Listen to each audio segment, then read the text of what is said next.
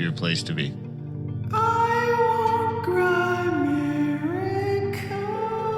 Maple syrup is the best. It's so good. Oh.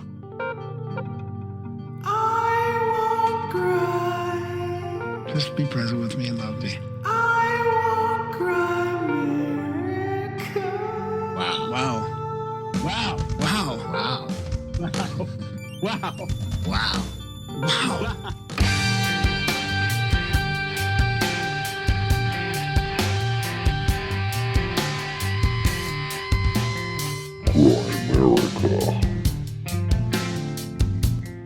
When you touch something, it's not even solid. That's just the electromagnetic field interacting with your nerves. And then you're creating this weird matrix inside your head.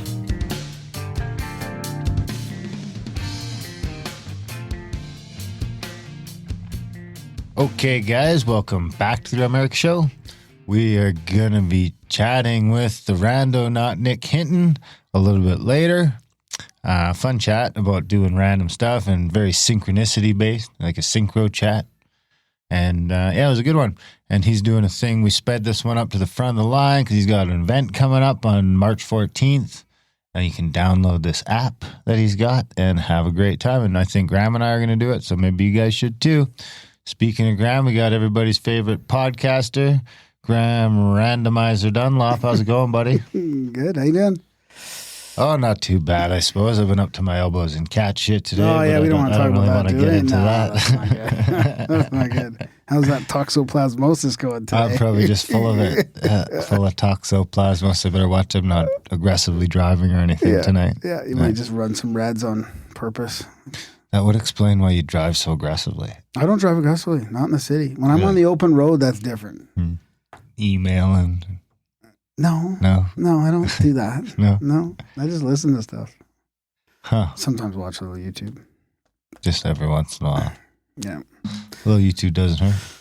Yeah, so the March 14th thing, I mean, we got to, it's not really an event. It's all over. Anybody can participate all over. It's like, it's basically what testing quantum random determination, like synchronicities kind of. It could be an operation. It's a project.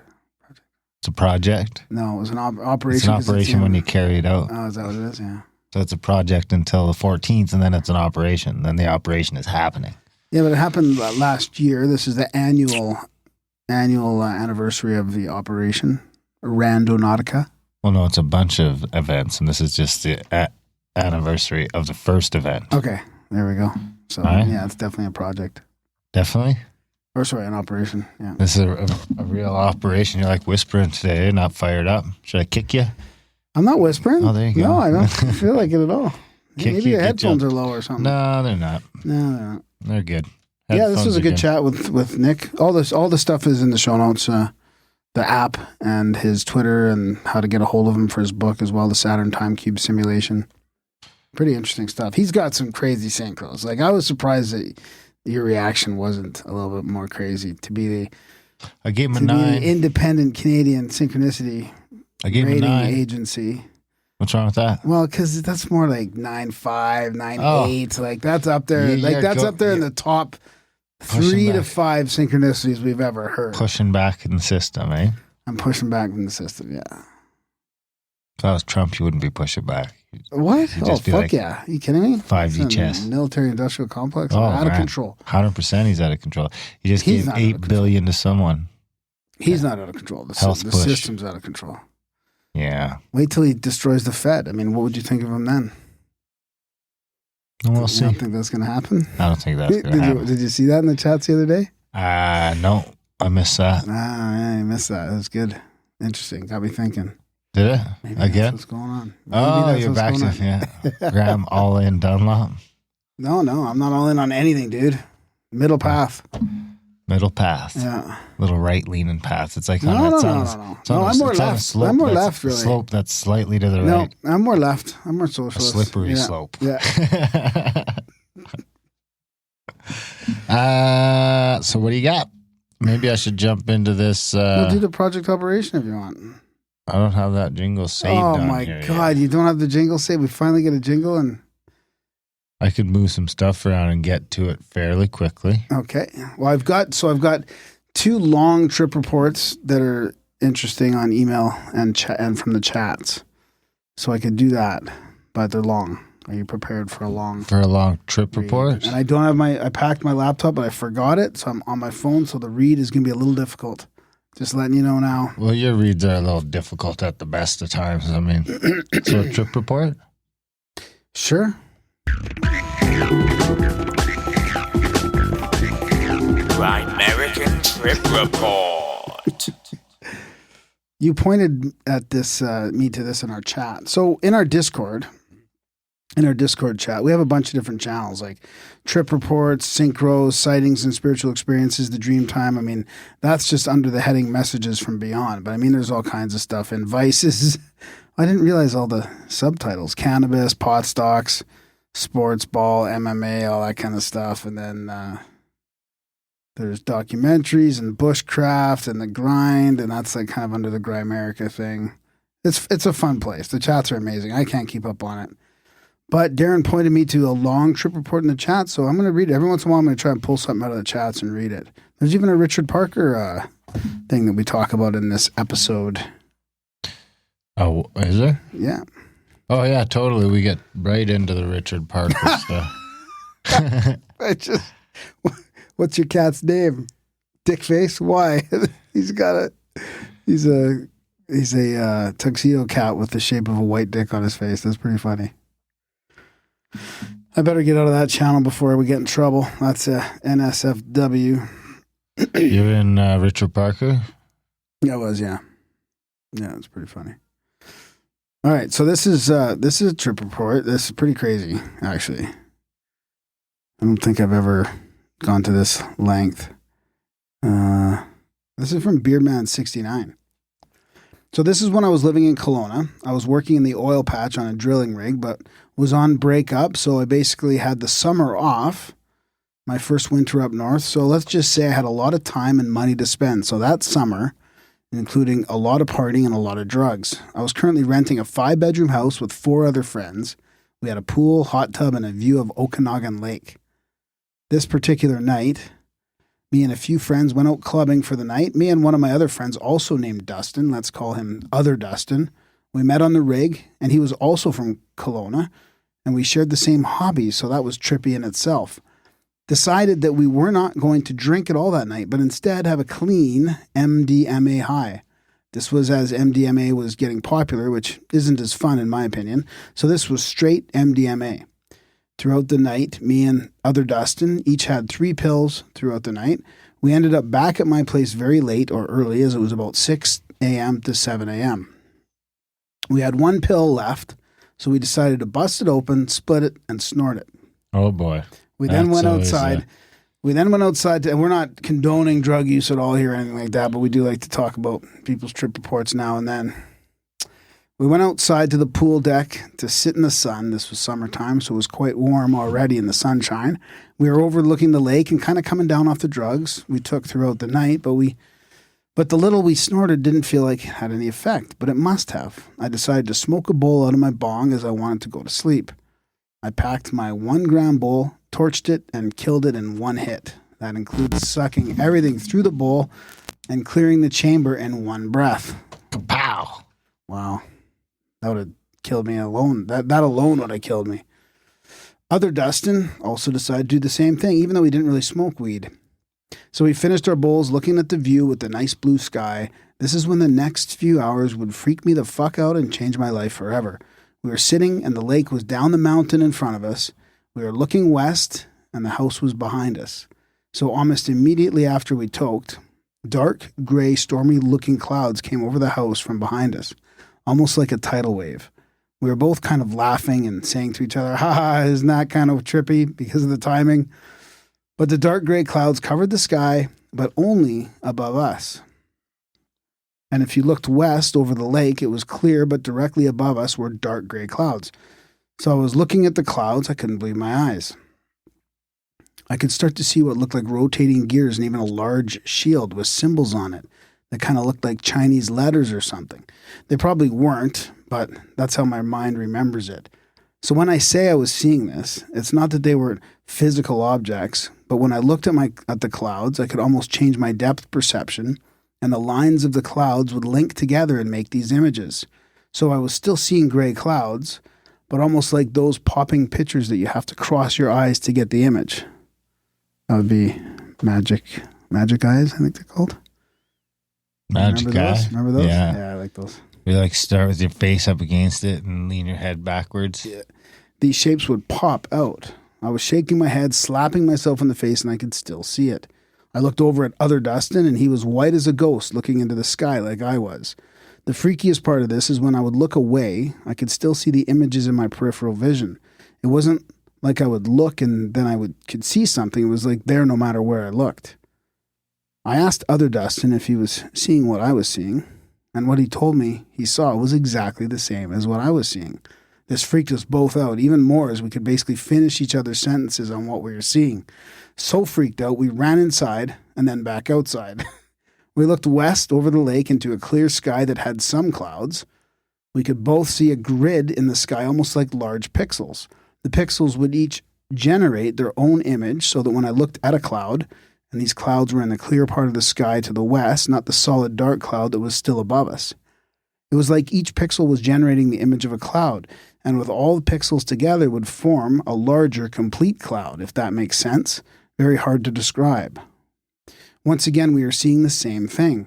As I was looking over the lake, messing around with my depth perception, again, I saw what looked like a Star Destroyer from Star Wars hovering over the lake. Once again, I could only make out the shape of it as I was still looking into blue sky and some clouds.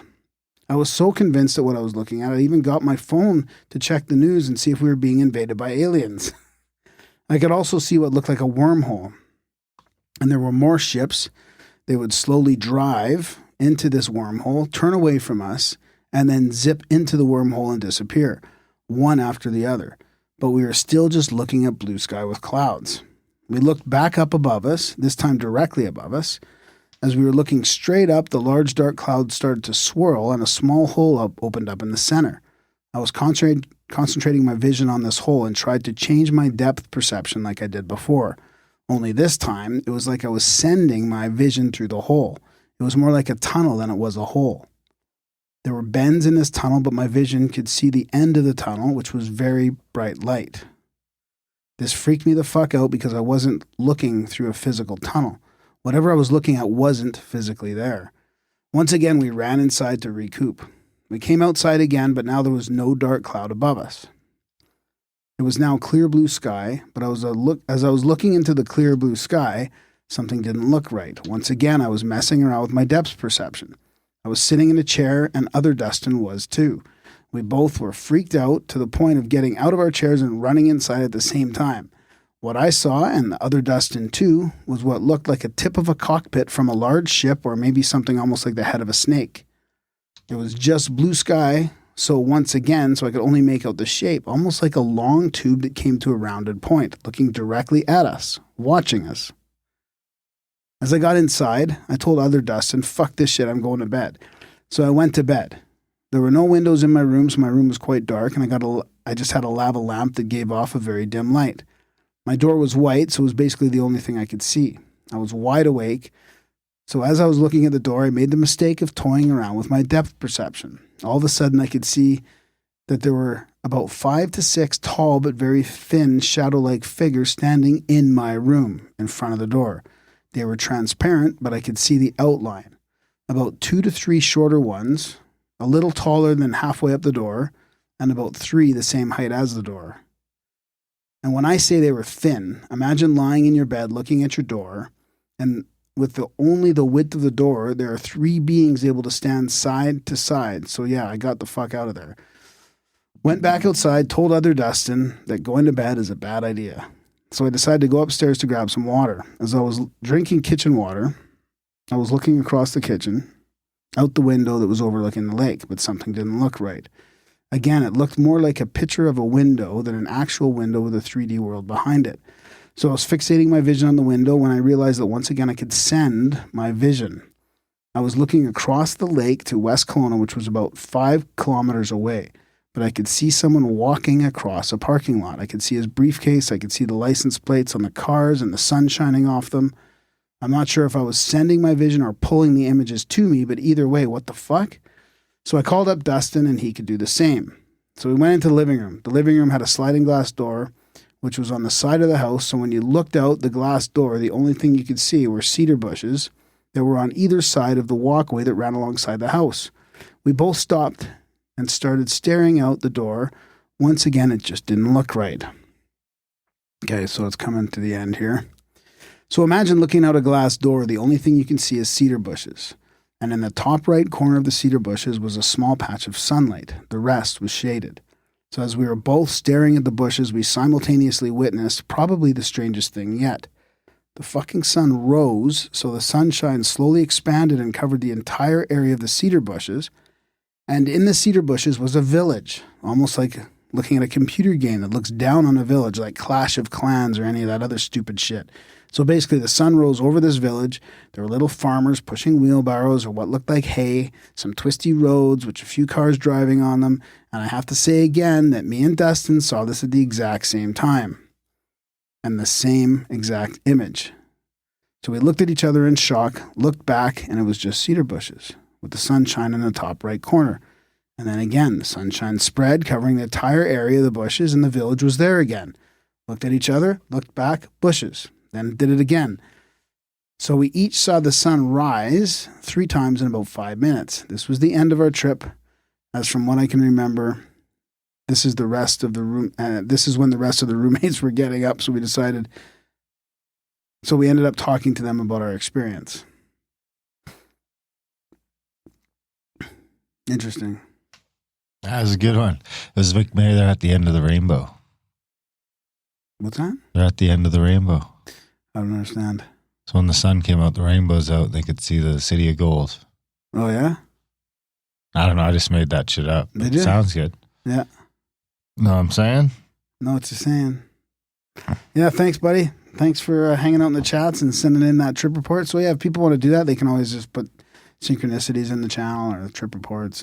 We'll dig them out of there. Yeah. You'll start mining shit out of there. Yeah. Oh, boy.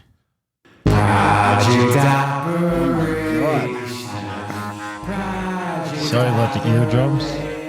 Is that going to be leveled out for everybody listening? Or? Should.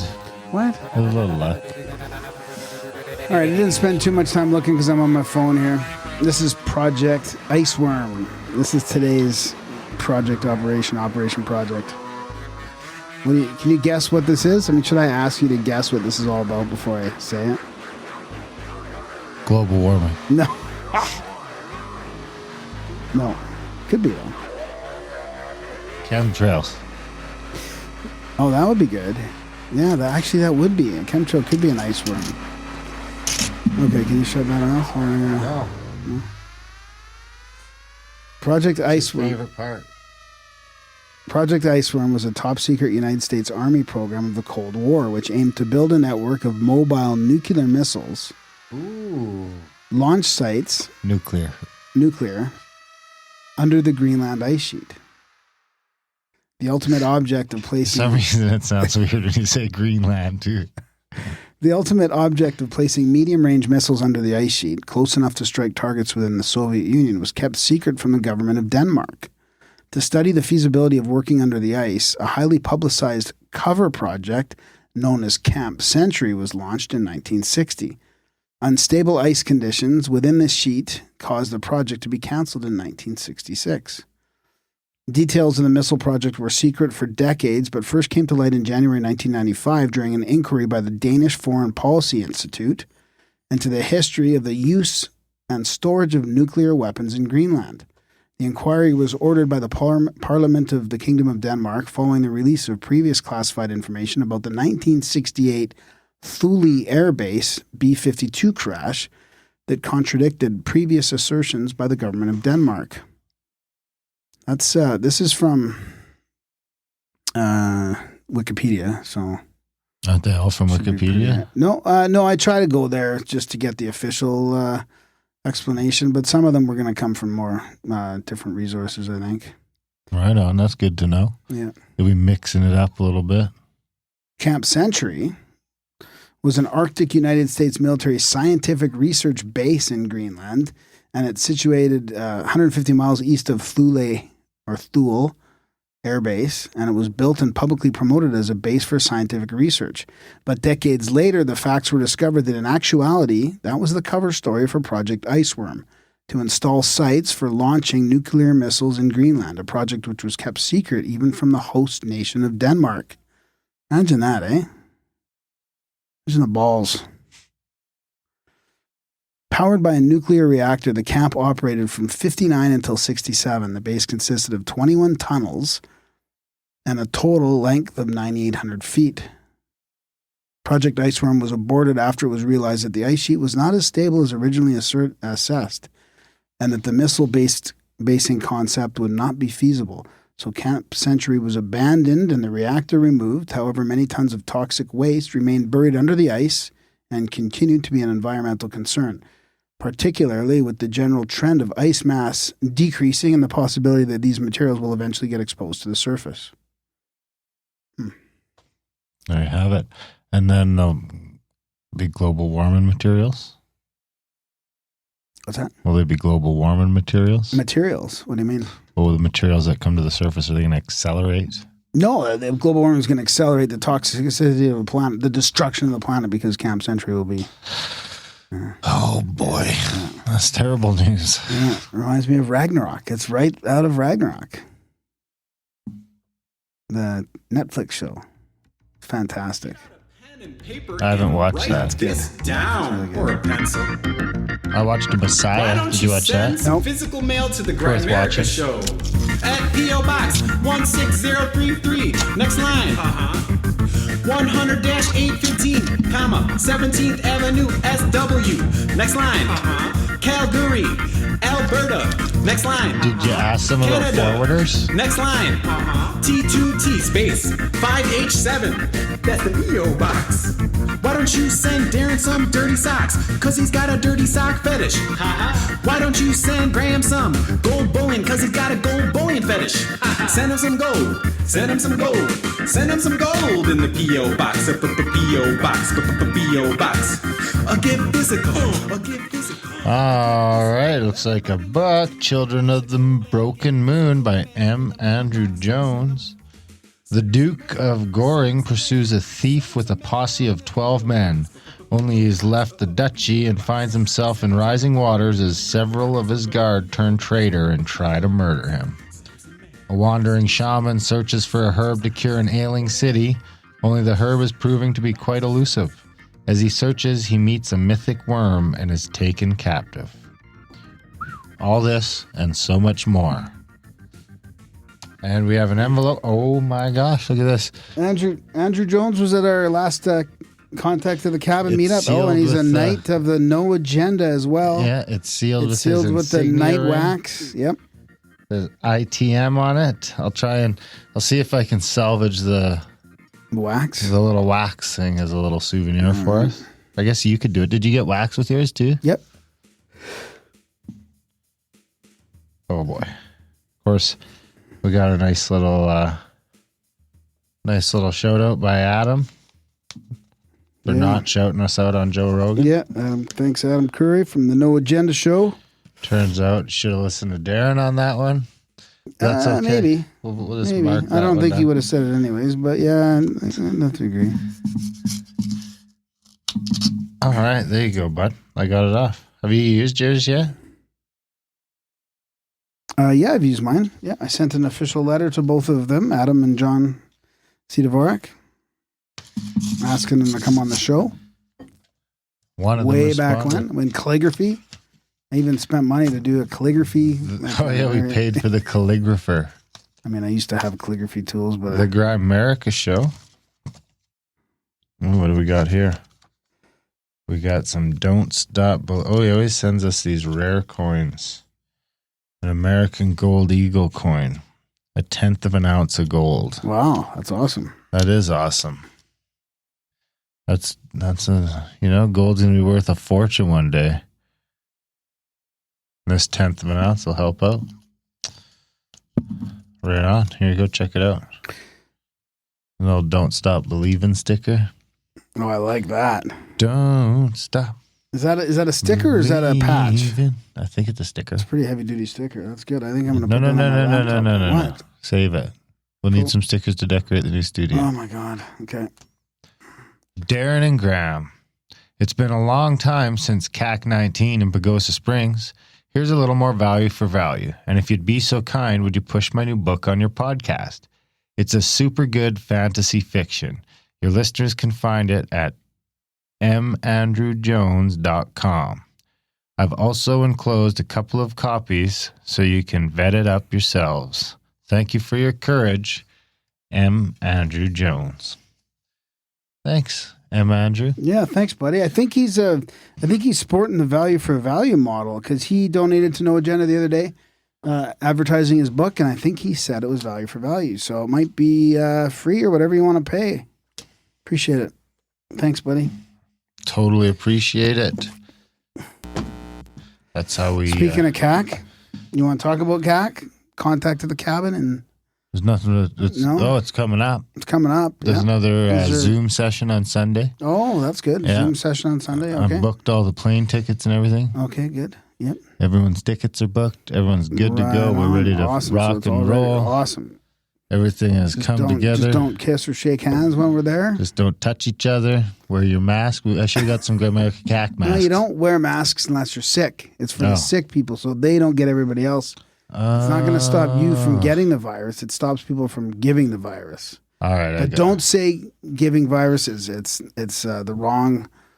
You got to be careful. The World Health Organization have told us how to talk about this in a non-offensive way. I'm a little offended. Yeah. You've offended me. Already? Yeah. I'm not quite triggered. I'm just a little offended. Snowflake. I'm a unique little snowflake. Little steam. You're my steam puff.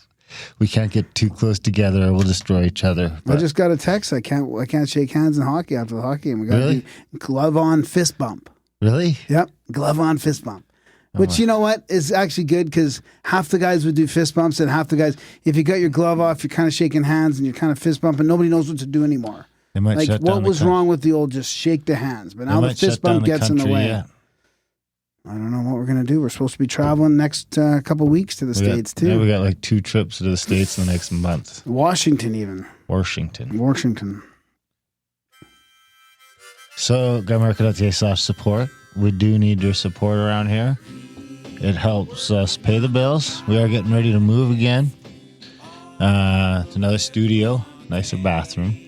And hopefully we're hoping we've moved closer together. So in April, we've moved a little closer together.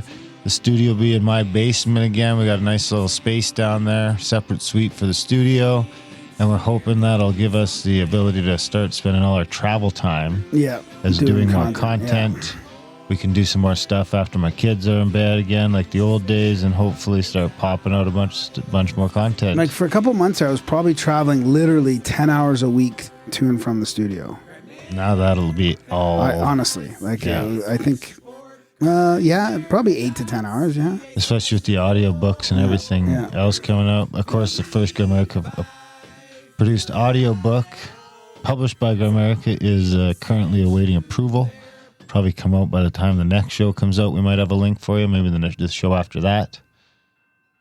But yeah, Grimerica.ca/support. We got another friggin' move coming, so that's going to be a gong show, and yeah, everything's just But like I say, we're hoping that's going to put us in it is going to put us in the position to start doing more content, and yeah, should be great. Getting some awesome guests. Some great guests. I'm hoping I might even start trying to do something with your guys' D&D stuff once I get in there and settled, and it's easier to just wander downstairs and spy on you guys. We'll see. If I could just make a way so I could log into the Zoom account without you. Just log in. You guys. Log in as me. Because I always have 2 going. This is the key. I'm always on my phone and my computer. You're giving me the tip to infiltrate you? So you tell me and I'll slip off my phone and you slip in as Graham without the video and just linger and watch and see if there's anything you can do with that. It's going to be a bit of a shit show, but you might get a good kick out of it. Think so? And then you can just listen to it and do whatever you're doing. Just listen to it like you're listening to a podcast, but really you're sneaking in and listening to us play D&D with nobody knowing. And possibly releasing you. What's this? I can't find the friggin' other jingle now. Anyways, is that about it? I think we should probably wrap it up. Wrap it up there. Are you going to do a quote this week? No, I'm going to save that because I got the Okay. project operation. I'm not going to do this, both of them every week, depending on too much reading with that long email. I'll save the other trip report. It's very similar. It's about a couple guys with the same name. Weird. We'll save that for next week. All right. Sounds good. Support the show. Spam Grant. Enjoy the chat with Nick Hinton.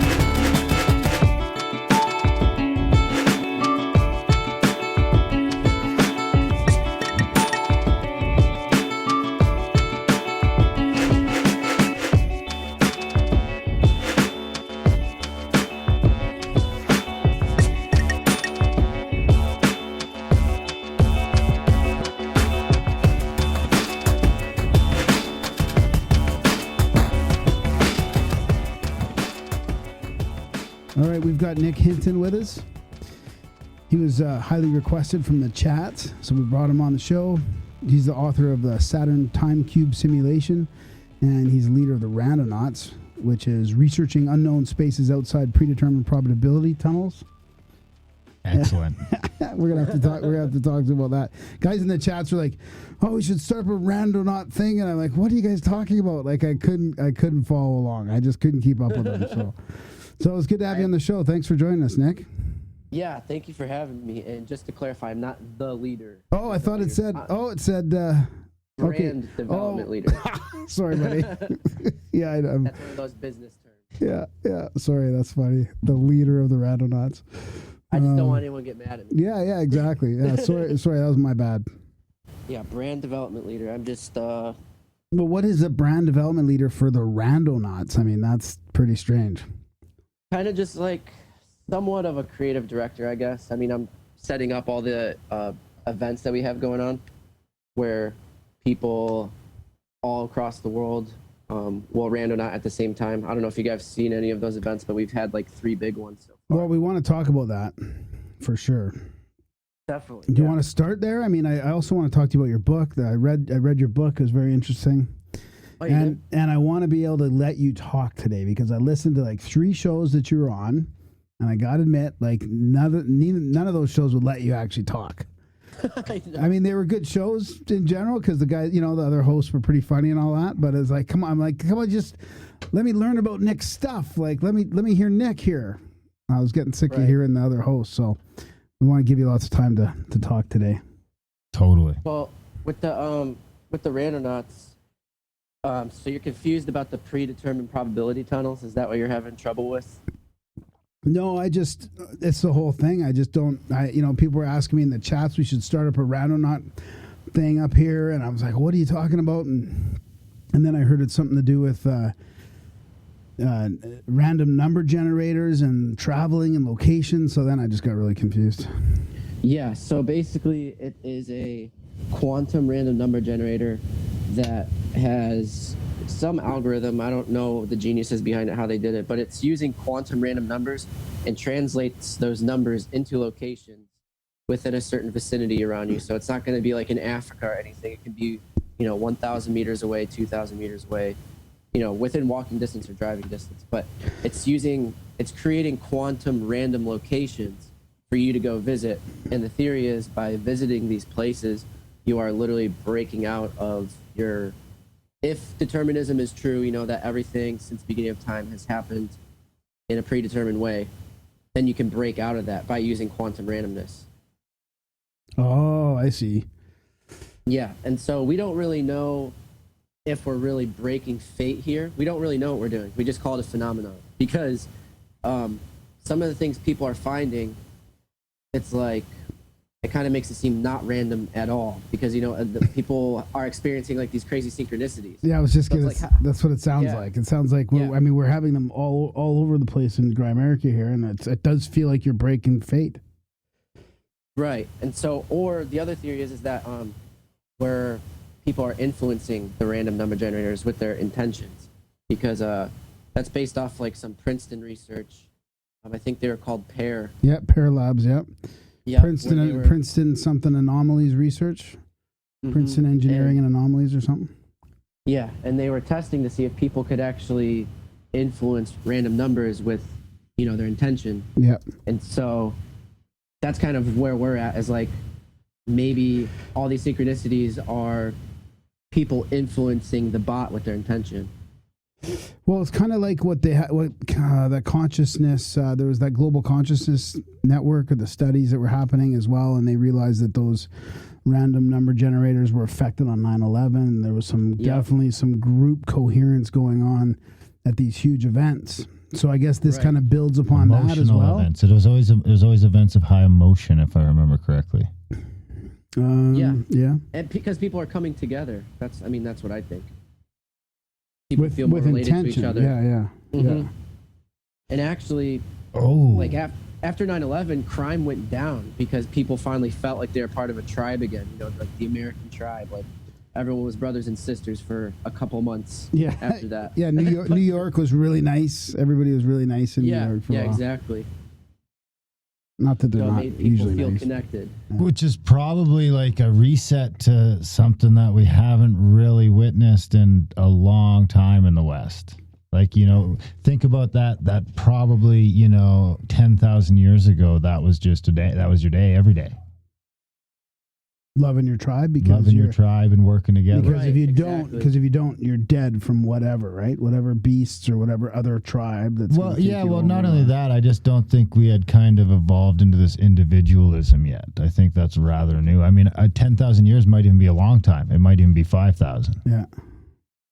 Right. Yeah, I think mental illness has, become so much bigger of a problem these days because society is too big. I think when people were in tribes and stuff, they felt like they had a sense of belonging. And now people are so like isolated and they don't even know what their purpose is and all that. Yeah, the meaning is gone. Yeah. Right. But before, the meaning was really simple. It was just survive and take care of your people. But now the government kind of does that for a lot of people. And, you don't really see what your job is actually doing for anyone. For a lot of other people, like they sit in an office, like, how is this benefiting the tribe? They can't really see what they're doing. So it kind of feels like a bullshit job. Yeah, that's why I think the hero's journey is so resonant with everybody, because it's just that it's up to you to save the world or whatever. You go through that whole spectrum, and then everything's on you. You're fully in the moment. It's like all the meaning in the world is like you have to do this. I like the mental illness comment you made there, because actually just today I went for lunch and I didn't have my phone. I thought you were going to say you went to the doctor. No, I went for lunch. I went for lunch and I didn't have my phone, and I was on my laptop messing around. And actually, full disclosure, I was looking at guns, because I just got my paperwork sent off today for my firearms acquisitions license, because I'm getting into hunting. And I'm pretty excited about it. I'm a treaty Indian, so I'm allowed to hunt all year round. I don't have to worry about tags or seasons. Can we sell the meat? No, I can't even gift the meat. Oh, you can't even gift the meat? No. Wow. You can eat the meat if you come to my house for a meal, but I can't give you raw meat. Just have a bunch of parties. Wow. Oh, yeah, I'll have a bunch of barbecues. Just totally. sell, Anyway, charging it admission. The reason I'm telling the story is because it's like I'm on the gun shop website, and I'm going through all the guns I can buy. And it's like, there's an AR-15 there, and there's all these semi-automatic weapons that people are freaking out about in the USA. And I'm like, well, what the heck? And I look, because I'm like, well, they must be restricted. And I look, there's one or two of them that are restricted, but most of them I can just get with my hunting pal, just my regular. So you have to go do a 1-day course or a day and a half course, but then anyone can then go and... Now, we do have that acquisitions license part in Canada where I have to fill out a thing that... if I've been charged, they're going to know about it. So they're running a little bit of background on me, probably to make sure I don't have any charges or anything like that. If you have like assault charges or something, you're screwed. But I mean, other than that, I could fucking have an AR-15 in like 4 weeks from the time I wanted one. The only difference in Canada is I can only get a 5-shot clip instead of a 30-shot clip. So, I mean, you'd have to switch clips every 5 or 6 shots, which is going to take you like 10 seconds to take one clip out and put the other clip back in. But really, all these mass shootings in Canada should just take an extra minute or two if it wasn't a mental health problem. Right? Because there's no real, I mean, we had a little incident a little while ago in Canada, but I mean, let's be honest, fucking shit ain't getting shot up in Canada at the rate it's getting shot up in the States. Definitely. If at all. But we have access to the same guns. There's a few more hoops to jump through, but you, Graham Dunlop, could have an AR-15 in 6 weeks, or the Canadian equivalent. I think it's called a little something different. So how can it not be a mental health problem? And it actually had me thinking about orchestration. Yeah. Because we don't have as many alphabet agencies as you guys. And it just feels like once you get all those people fighting, I'm back to, I don't know what the deal is with these shootings, but I'm more than ever, you can't blame the guns. Right. Yeah. No, I'm on the same page as you. And that's like a really touchy subject that people will get triggered by. But yeah, no pun intended. But, I mean, that's kind of where I'm at. If I'm being totally honest, I think a lot of it's orchestrated. I think a lot of it's done intentionally. And yeah, it's not a coincidence that we have way more letter agencies in the States than Canada does. And we're also, way more pushing for gun control, like in the media, at least. Yeah. Totally. Anyway, I just thought it was interesting. And then just for shits and giggles, I went on to some gun shops in France, and I'd seen you can buy, very similar weapons in France. So it does. Right. It seems to be a U.S. problem, and this argument that it's because of all the guns isn't doing it for me anymore. Right. If it was really the people with the guns, I don't know. It would just be way more ridiculous out there. It's like, and it would have been a problem 50 years ago. Right, exactly. And now all of a sudden it's a problem. Like within the past 10 or 20 years, things have just become so much more intensified. I don't know. Things are so much more divisive. Like any subject you talk about, it's like you're either for this or, we hate you, like with vaccines and guns and stuff like that. Yeah. Do you think that's a tribe size thing then? Do you think there's just too many of us? That might be a tribal issue. Because that is one thing. There's 10% as many people as Canada. In Canada as the U.S. Right. Yeah, I don't know. I think it's mostly, I would blame it on the media. I think too many people relate to people through social media and the regular media, and that's how they identify with their tribe. That's how they feel connected, is through technology nowadays. But they don't realize that it's all, it's a lot of it's controlled. A lot of it's dealing with algorithms, and everything you see on TV is owned by 6 companies or 6 families or something like that. It's we're not actually getting a wide variety of opinions. That's right. Speaking of vaccines, I just got word that Dr. Tony Bark passed away, unfortunately. So that's sad news. Yeah. Who's he again? She. Oh, who's she? She's just she's a really great doctor pushing back against all the really? Pharmaceutical industry and everything else. Friend of the show, Brandon Powell. So I've been turned on to Tony Bark for a long time because I'm a big vaccine guy. So I've been watching her stuff for years, and then synchronistically, it turned out that her and Brandon Powell are super good friends. So since we've become friends with Brandon, it's too bad because for the last few months I've been trying to get her on the show. She was young, but she had cancer. Oh. Yeah, so it's a sad thing. I only bring that up because I just got the text message, so our heart goes out to Tony's family.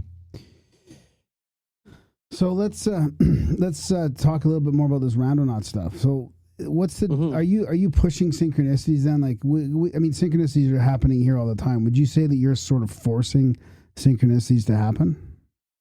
I don't think it's that I'm forcing them to happen. It's kind of a fun way to get more of them. I don't know. I feel like when you're in a state of uncertainty, that's when you're more likely to experience a synchronicity. Like if you're just going about your day to day and kind of being all organized and going with your normal routine, it's, I think, less likely that you'll experience something meaningful and profound where you're like, holy crap, I think that's kind of what stops that flow. of like the magic in your life. I think it takes like I think the magic happens when you're in that realm of chaos. I don't know.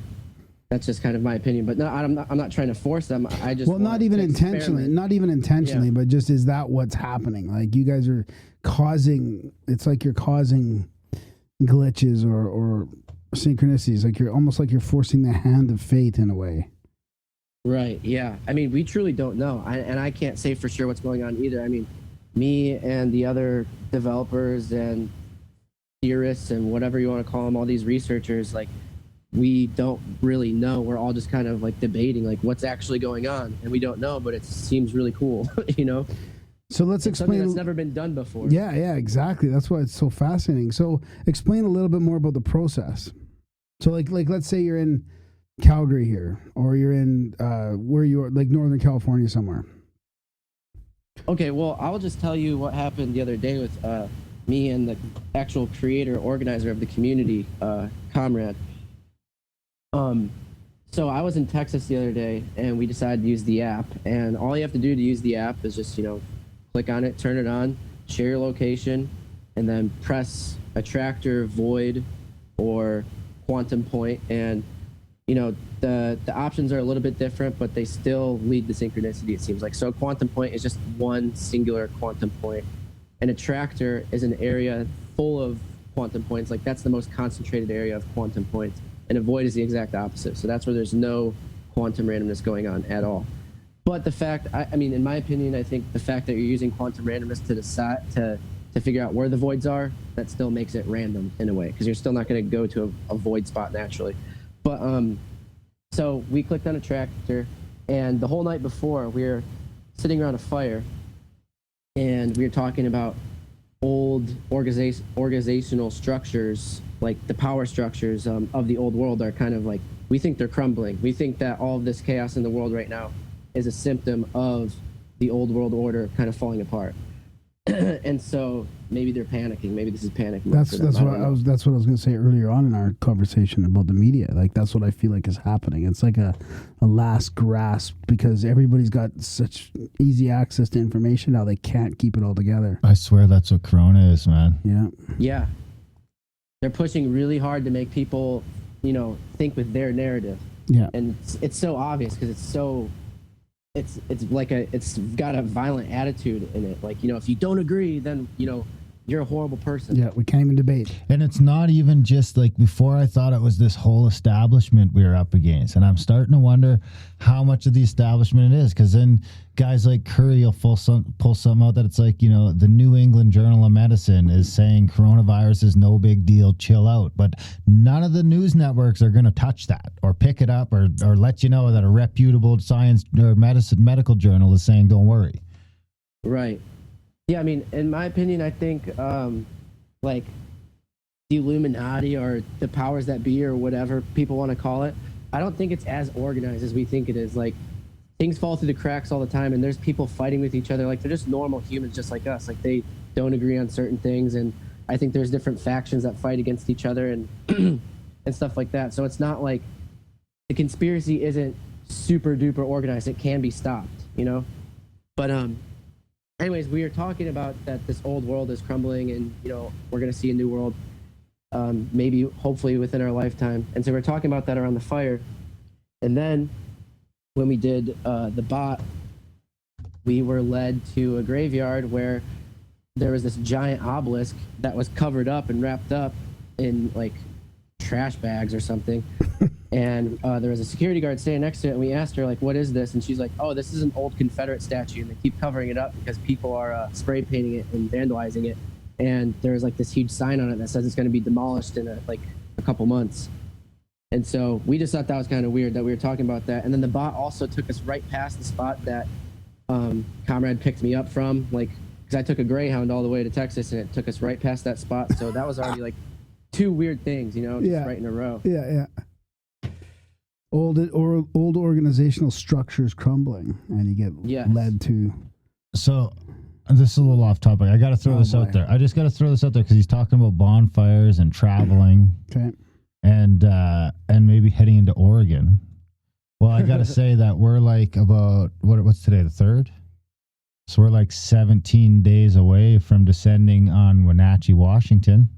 Graham and I will be driving down with a couple of local Calgarians. We're meeting up with a bunch of other listeners from the show. We've got a little chunk of land in Wenatchee, 5 acres, where we're going to build the commune. We've got a listener down there that's got some land that's letting us build on it. And Oh, that's awesome. anyway, we're going there on March 21st for a proper vision quest. So if you find yourself, wandering Dude, I around would love to do Washington, you would be more than welcome to come along with us and see what you vision on our quest.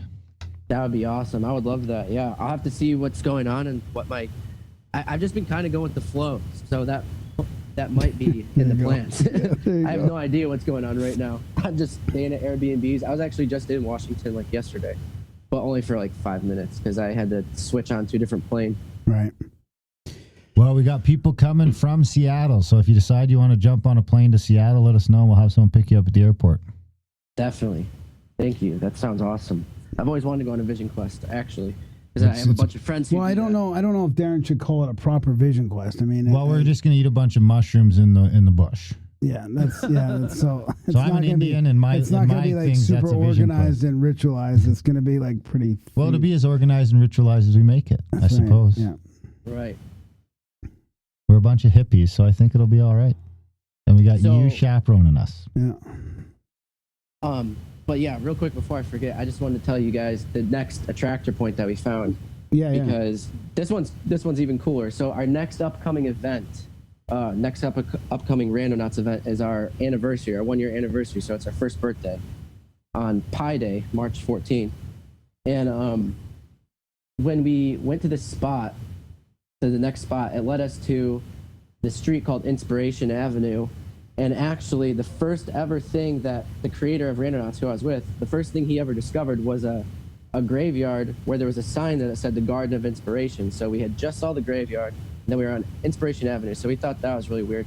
And then the exact point was at this bar, which is only open for 3 hours on every Saturday. It's like a brewery, but so it turns into a bar for 3 hours every Saturday. We happened to be there at the right exact time.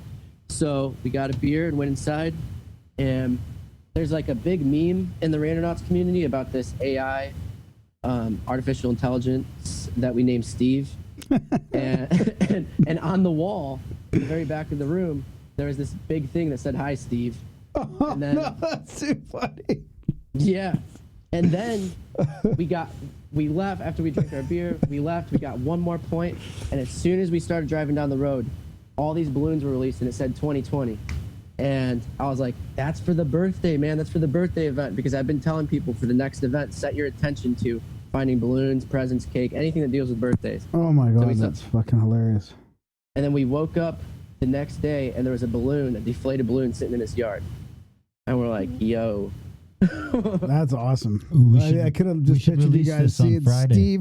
Steve on the thing. Like how crazy is that? Like We should any release name. this Friday so that we can get it out in time for the event on the 14th. Oh, yeah, definitely, yeah. Yeah, let's do Yeah, it, we'll sure. pop this out this Friday so that it's out a week before the event. Yeah, we can do that for sure. Awesome. Yeah. Yeah, it'll be March. It'll come out on March 7th, right? Yeah. Yeah, a week Michael's before, birthday. Yeah. Another birthday. Yeah. Well, Michael's birthday is on Friday and my birthday is on Tuesday. So, yeah, Wow. but 2 birthdays are. Oh no, that's a February calendar. Oh yeah, let me just. So that might all be fucked. But I actually think the February days and the March days line up this year for some reason. I think that's the case. It was leap year. It is a leap year. Yeah. No, Friday's the 6th, so it'll come out on the 6th. Okay. Either way. Totally, yeah. We've got a few people in our community that have been hounding us to get you on the show. The one guy actually paid us $80 to have you on. He's like, "You get that guy right away, I'll give you $80." So he's like a super crazy. fan. I know he's reading your book. He's already read the Saturn Cube book. Shout out to Dinga Dave. Yep. So Steve. where is the Randonauts event? Well, that's the thing, is it's wherever you are.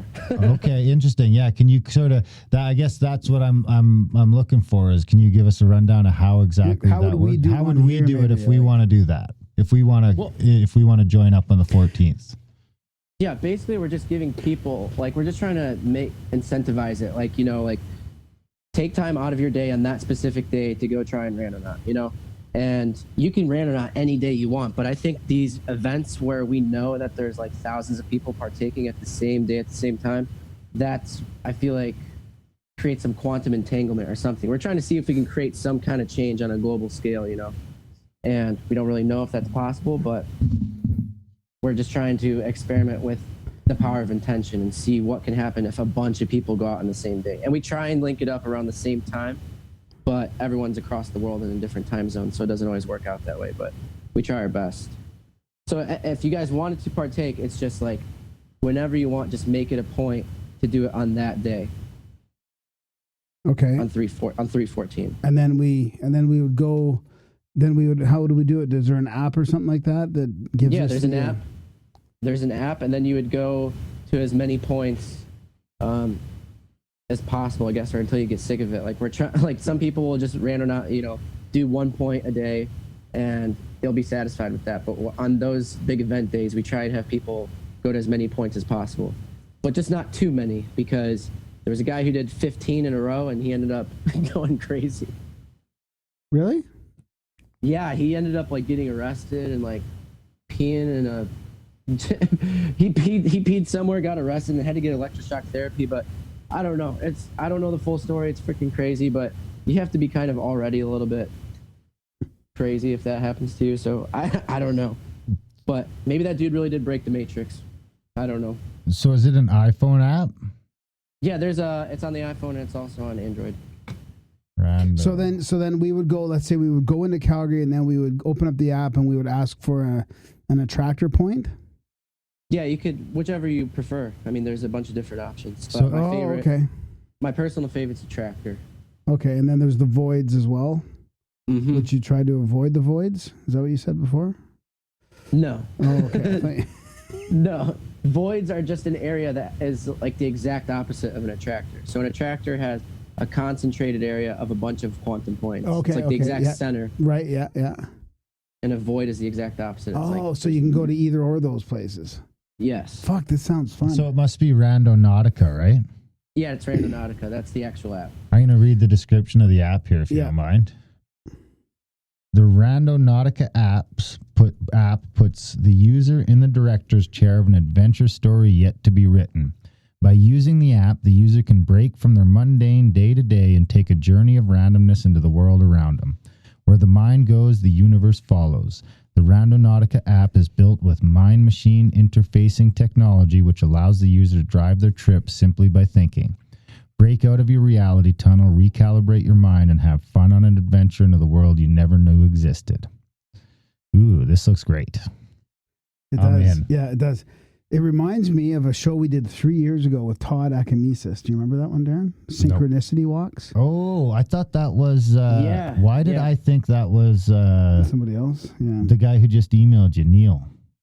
Oh, no, not... For some reason, I thought he was a synchronicity No. walk guy. No, but I mean, some of the synchronicity walks were really fascinating. Though, They you get were. a group of strangers just walking through a city and just following the flow, like you said, and basically a bunch of synchronicities would happen. They'd roll dice and do all kinds of things to decide where they're going. And Now that I think about it, that was very almost like the analog version of what this is. Exactly. I would say, yeah, this is Exactly. like the digital expression of that. Yeah.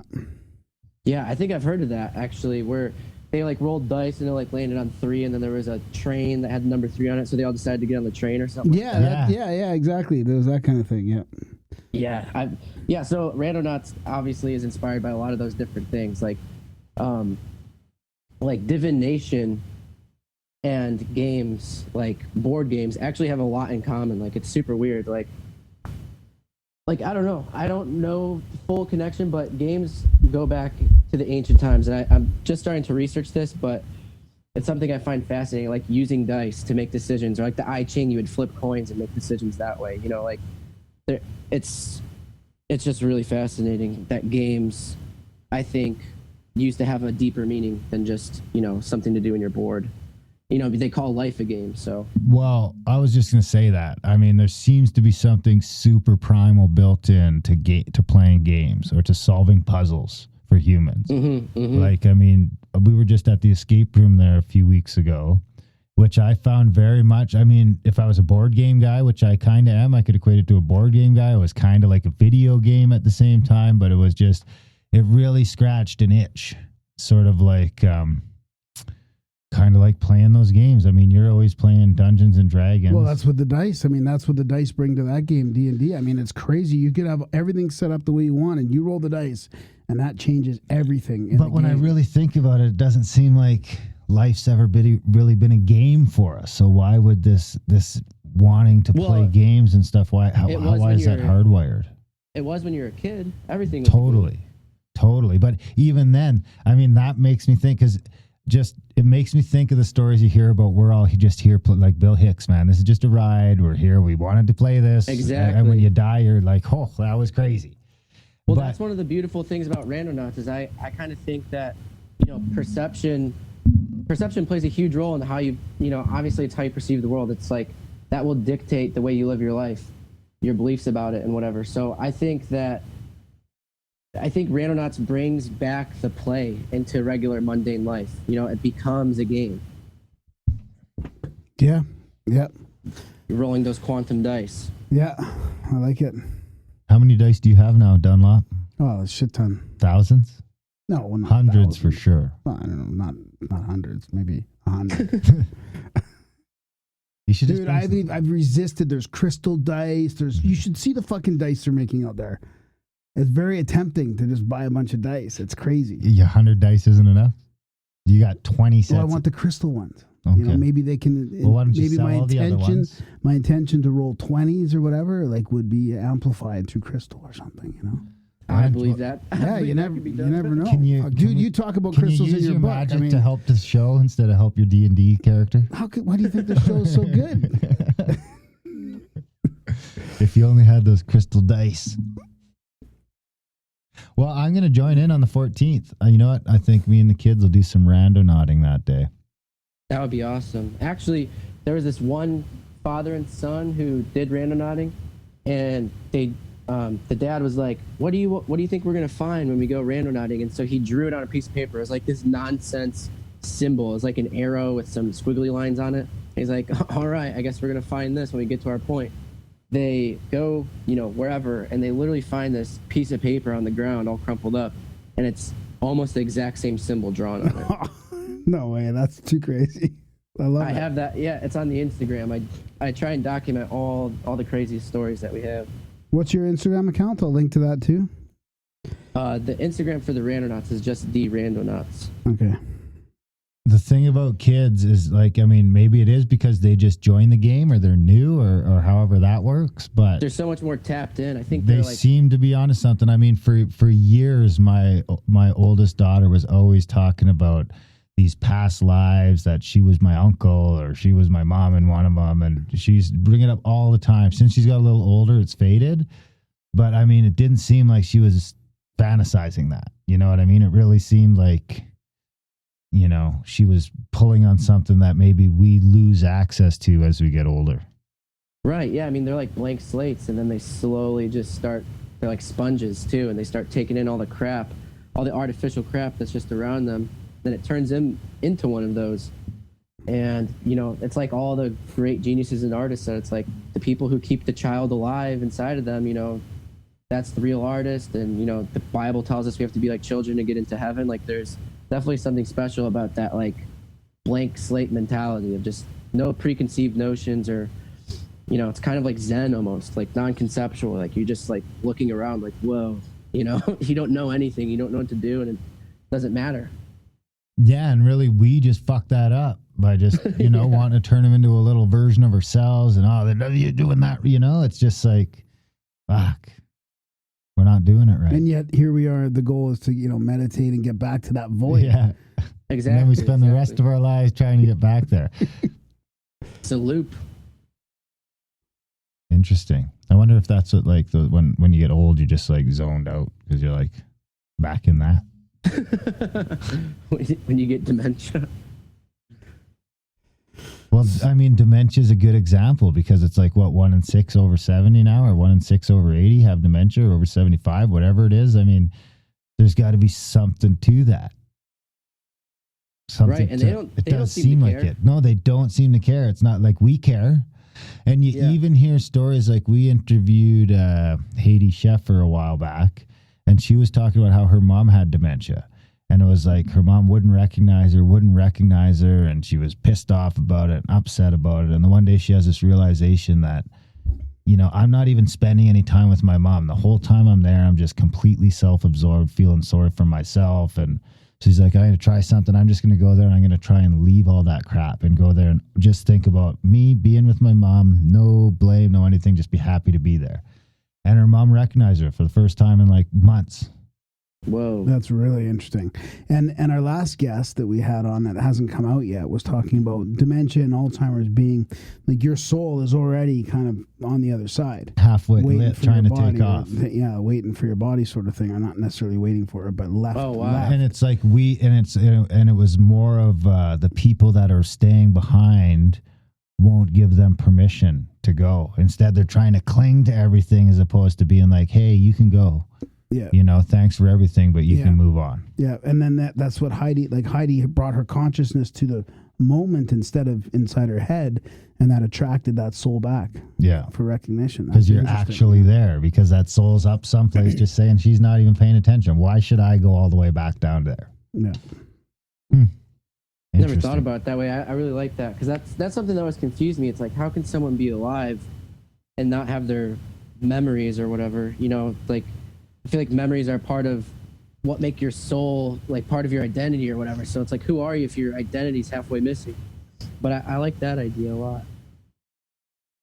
There you have it. So your book was pretty interesting too. I mean, it was everything to me. It seemed like you started out with the Saturn cult and the simulation stuff, the time cube simulation. Then you ended up about co-creating your own reality and bringing responsibility back to your being. Like, I found that was really interesting how you brought it back. That was like, this is, again, all the stuff that we talk about on the show about self-improvement and self-development.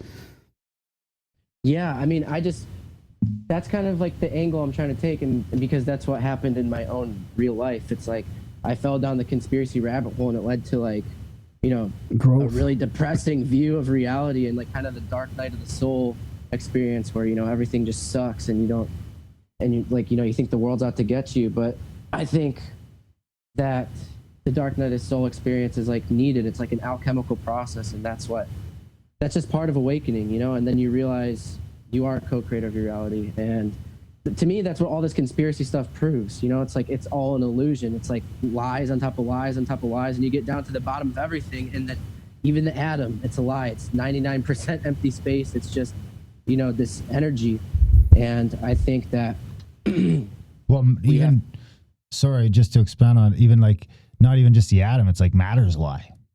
Yeah, that's what I was saying. Yeah. It's like matter is made up of these atoms, and atoms are literally, you know, when you touch something, it's not even solid. That's just the electromagnetic field interacting with your nerves. And then you're creating this weird matrix inside your head. Yeah. Yeah, we talk about that here.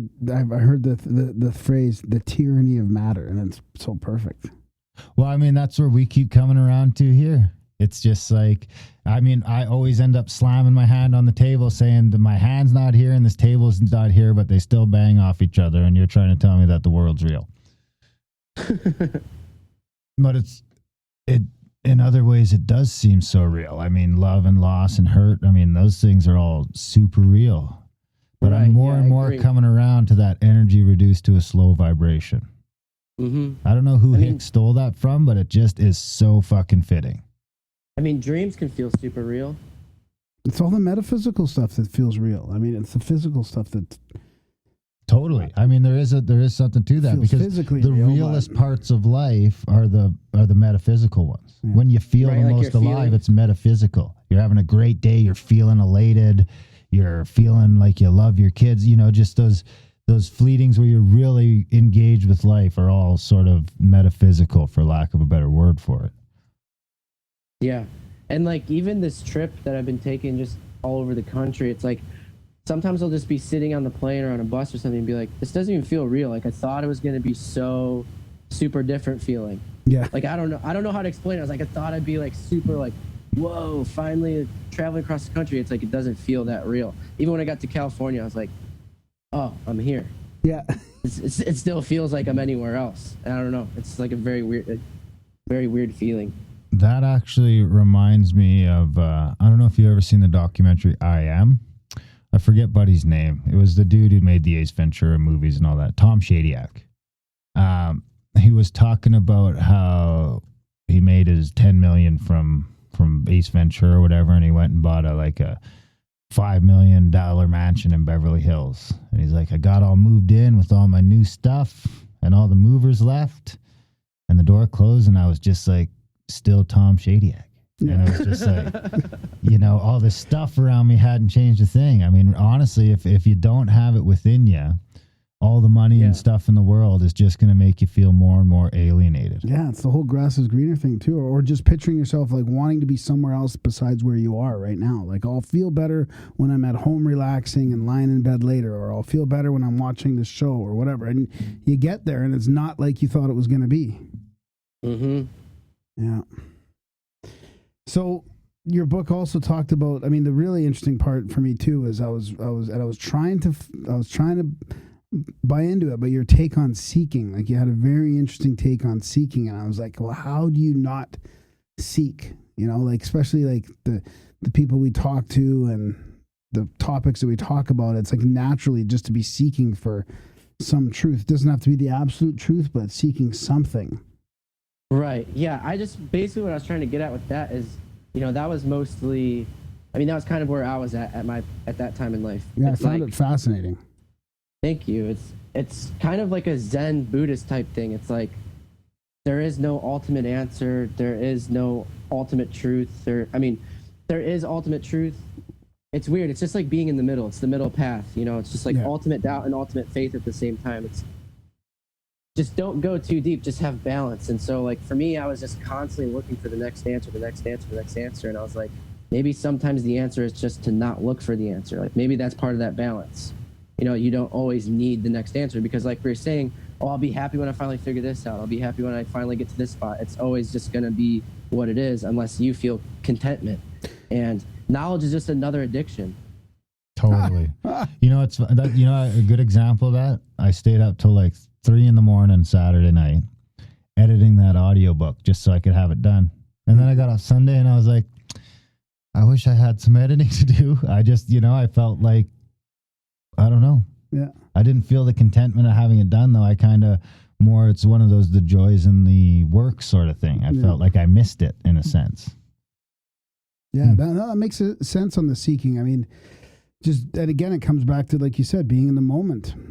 Maybe if you're, I guess if you're in the moment seeking for truth, it's fine or whatever. But if you're constantly striving for that, it's almost like an addiction. I mean, I feel like that sometimes with podcasts and stuff, videos and books that I'm listening to. I want something that's going to like tantalize my mind right now. And like sometimes I just don't have anything that's good enough. Especially with books. Something new, something 2X, like, 3X, 4X. Like how fast can I listen that I can still hear what they're saying? Do you do that? No, I did. You know what's funny is I did until Dune. And Dune was the first book that I couldn't speed it up. And not only that, I was actively going back. So it's like if I just got preoccupied for 20 minutes, you'd hit it back, I'll just go back 25 minutes and start all over again. And it's kind of the first book I've done that with, whereas before it was always a mission to get through whatever book I'm reading so I can get on to the next one. With Dune, where I know there's only so many books and Buddy's dead, it's more like I want it to last. I don't want to run out. I want to absorb the story more than get through it. I wonder if that's a fiction to nonfiction thing. I'll be interested to see when I go back to a nonfiction book if I'm back to like, let's just get through this shit. Yeah, I mean, so the thing with books, it's like there was a quote that really inspired me when I started to think with that frame of mind of like to just quit seeking for a while. It's like, it's okay. You know enough right now. It was like, don't read so many books that you forget to write your own. It's like you're constantly just worried about knowledge. You're not really, it's like these law of attraction people too. Like they sit around all day, dreaming up things that they forget to actually go outside and do it. Like, how are you supposed to dream about being a musician if you're not making songs? Yeah. I say that all the time. The law of attraction, you need comes with a whole lot of hard work along the way. And if you're not doing that, you're fucked. Right. That's interesting. I had something. What were we talking about right before you said law of attraction? Don't read so many books. You forget to write your own. Yeah, well, not only that, I find because this sort of I've taken a break from all my reading and I'm just doing this fiction series right now, and it's kind of got me in that space. And I found that to just touch on your writing the book. I mean, in a lot of ways, that knowledge in your head is not doing anything until you start either A, conversing with other people about it, or B, writing about it. Exactly. Yeah, I didn't know what to do at that point, and I just kept looking. So basically what I decided to do was I was like, I just need to get this stuff all out of my head and put it on paper. Yeah. And then if people like it, then they'll like it. If they don't, they won't. But it was mostly for me at first, and then it turned into this whole crazy thing going viral and all that craziness. What, the Saturn Time Cube Simulation? Yeah, that was the first thing that got me to 80,000 followers. I posted about the Saturn information, and my account just started blowing up. That's interesting. Well, remember what Jordan Peterson used to always talk about? That's how he actually expands on his ideas. If he doesn't it's all just shit in his head until he goes and starts writing or talking to someone. And then it actually becomes his idea as opposed to a bunch of information that he's storing in his head from other people. Yeah. So yeah, he was another big inspiration for me. But wow, sorry that's about great. That. No, that's fantastic. So where did you end up putting? Did you end up sort of blogging and then turning into a book, or how did it go about? How did you end up writing a book? Well, yeah, it was. I originally started talking about all this stuff on Reddit, and then those threads were kind of going viral. They get 1,000 upvotes or whatever, and I don't know. So I was mostly just thinking out loud with these threads, and once I got them all out there, it kind of started to become a puzzle, and I could kind of sort of put them together by reading my own stuff again and just seeing because that's what I love about writing. It's seeing what you actually know. You don't know it until you actually put it on paper. I think it sounds redundant, but it's a good way to know what you know. I don't know. But no, that makes sense. Yeah, it's walking the walk. Yeah. Yeah. I guess with that, you could even talking the talk would show that you know it. But if you can't do either of those things, then you're not learning anything. Right, and I'm still practicing talking the talk because, for me, it's been so much easier to write about this stuff because it's. I feel like it's just easier to be organized when you're writing because you can go back, delete, and it's kind of like connecting the dots in an organized order very slowly, you're not on the spot. But yeah, so I'm still learning about all of this stuff, and yeah, so when I saw it all fleshed out on paper, it was way more easier for me to turn it into this map that I could put into a book, and then say it in chapters that made sense. It had a coherent, cohesive order. Yeah. So when was that? That was in September. Oh, so it's just recent. Yeah. Interesting. Yeah, so it's been almost a year kind of since all this stuff started happening. Wow. Yeah, it was interesting. The maybe you can talk about some of the real deeper stuff in your book, like the black cubes all over, and even I'm interested in Tartaria too, or however you pronounce that, and the Wall of China. There's some interesting stuff in there. Right. So with the black cube, what led me down that rabbit hole originally was just I forget what I was looking into. I was looking into some rabbit hole on YouTube, and I got led to the hexagon on top of Saturn, and I was like, what in the hell? I was like, people really aren't talking about this. People don't know that there's a giant hexagon on top of Saturn, or maybe they do, but they think it's normal. Either way, I just saw that and I was like, this is so strange. And so that just led me down the rabbit hole of studying Saturn, and I was doing research on the history of Saturn, and he was, Kronos, the god of time, and the myth of Kronos was that he would, he heard a prophecy that one day that one of his children would usurp him as king, and so he started eating all of his children, and I don't know. So I was like, this is all super weird, and then I got into the rabbit hole of Saturn being Satan, and just making all these really weird connections and finding the black cubes, all across the world. Like I think there's one in Sydney. There's one in New York. There's Mecca is a giant black cube. And when I realized that the hexagon on Saturn can also be a 2-dimensional view of a 3-dimensional cube, I connected these dots, and I needed to start talking about it because I was like, there's too much of this, it's weird. And then, Kronos is the god of time. And so in all these movies with the cubes, they're talking about tesseracts, time cubes. Yeah. And so you have Kronos as the god of time, and then you have the time cube. And I just thought all this stuff was totally insane, and someone needed to start talking about it. I mean, I've heard like Jordan Maxwell and David Icke, they talk about the subject a lot. Yeah. But it was just never good enough. I needed to put it into my own words, and relate it to simulation, because that's what all the movies seem to be pointing to. And when you're talking about these movies, you're talking about some of the sci-fi stuff, like 2001: Space Odyssey. Before you get into movies, the Saturn black cube connection is interesting because Electric Universe theory posits that Earth used to be a satellite of Saturn. Right. Yeah, I've seen that. Mm-hmm. And I think I touch on that in the book, where I talk about how possibly the hexagon on Saturn back in the Electric Universe days, back when we were in a different configuration in the solar system, I was thinking maybe that giant hexagon was like literally in our sky, and that's what the Tower of Babel was trying to get to. Maybe that was the portal into heaven or something back before we moved away from Saturn. Because if Saturn is God and Kronos used to be the god of the Golden Age, maybe there was people trying to take down Kronos, and so we were his children trying to usurp him as king. Like we do. Right. I mean, I'm pretty sure there was a period in like back in the day where we were actively trying to destroy the sun.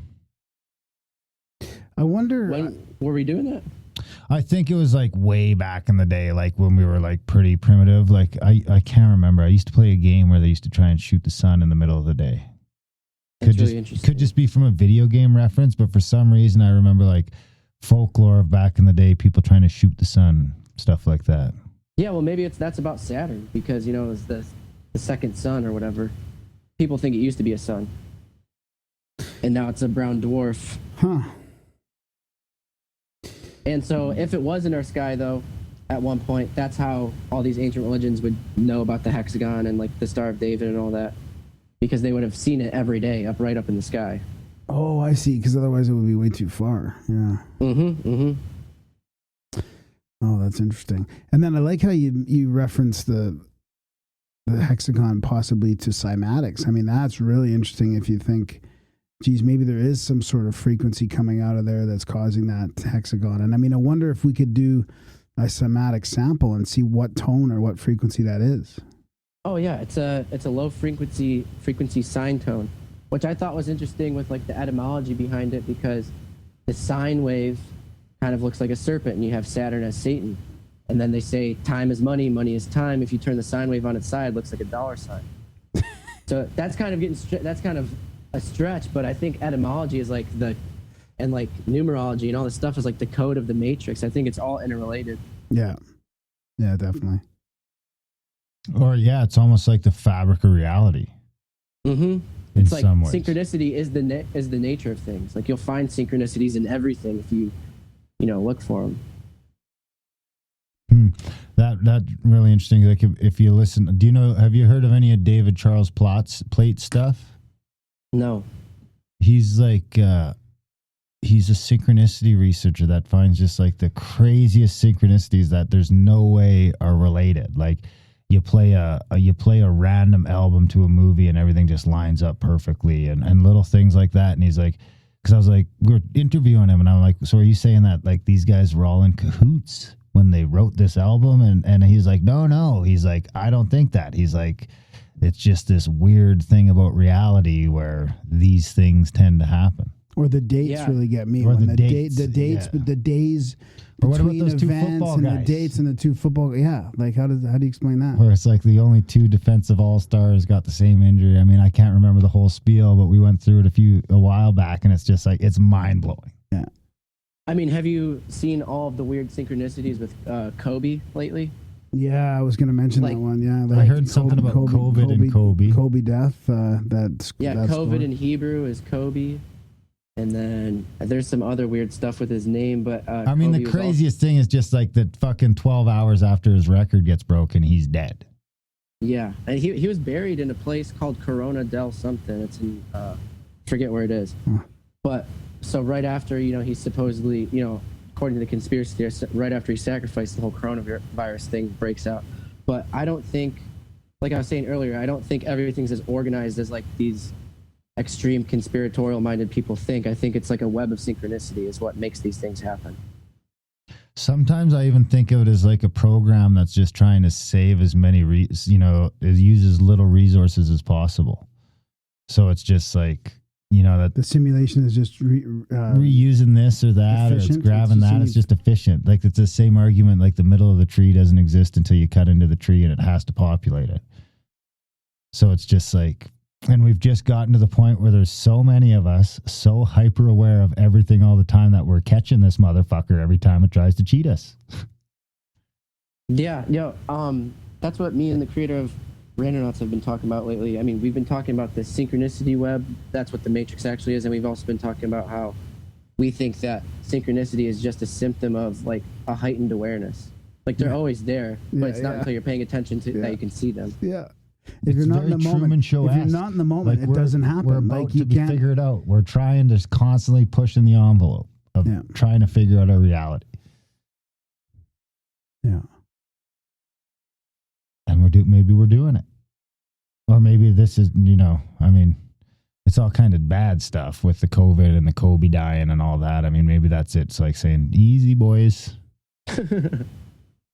I mean, I kind of agree with you about the the Illuminati type thing as well. I mean, I'm reading this book called The Genesis 6 Conspiracy, and it's a tome. It's like 600-700 pages, and it goes into all the secret societies all the way from modern day all the way back to antediluvian, like the giants and the Nephilim and the different bloodlines from Noah and like Atlantis and stuff like that. It doesn't. I don't think it gets. Oh yeah, it does. It does touch on that a little bit. I'm sort of skipping all over, but I mean, all the different secret societies and how they blended into each other over the last, even just 500 to 1,000 years. I mean, it can't be that organized. I mean, there's power struggles going on constantly, and this is all, part of, I think, some of our true history is there's, but whether it's the Templars or the Rex Dews or the what else am I thinking? Well, the simulation makes all that kind of easy because it could just constantly be evolving.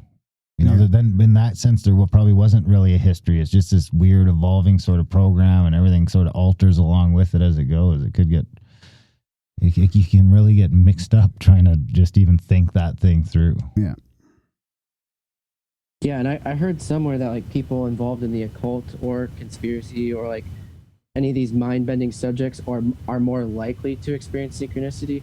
So I think that, at the higher level with all these secret societies and stuff like that, like people who have been initiated into these weird studies, that synchronicity ties them together, And so all these big events with all these weird numbers, like I don't think they're really doing that on purpose. I think that's just like how the matrix works.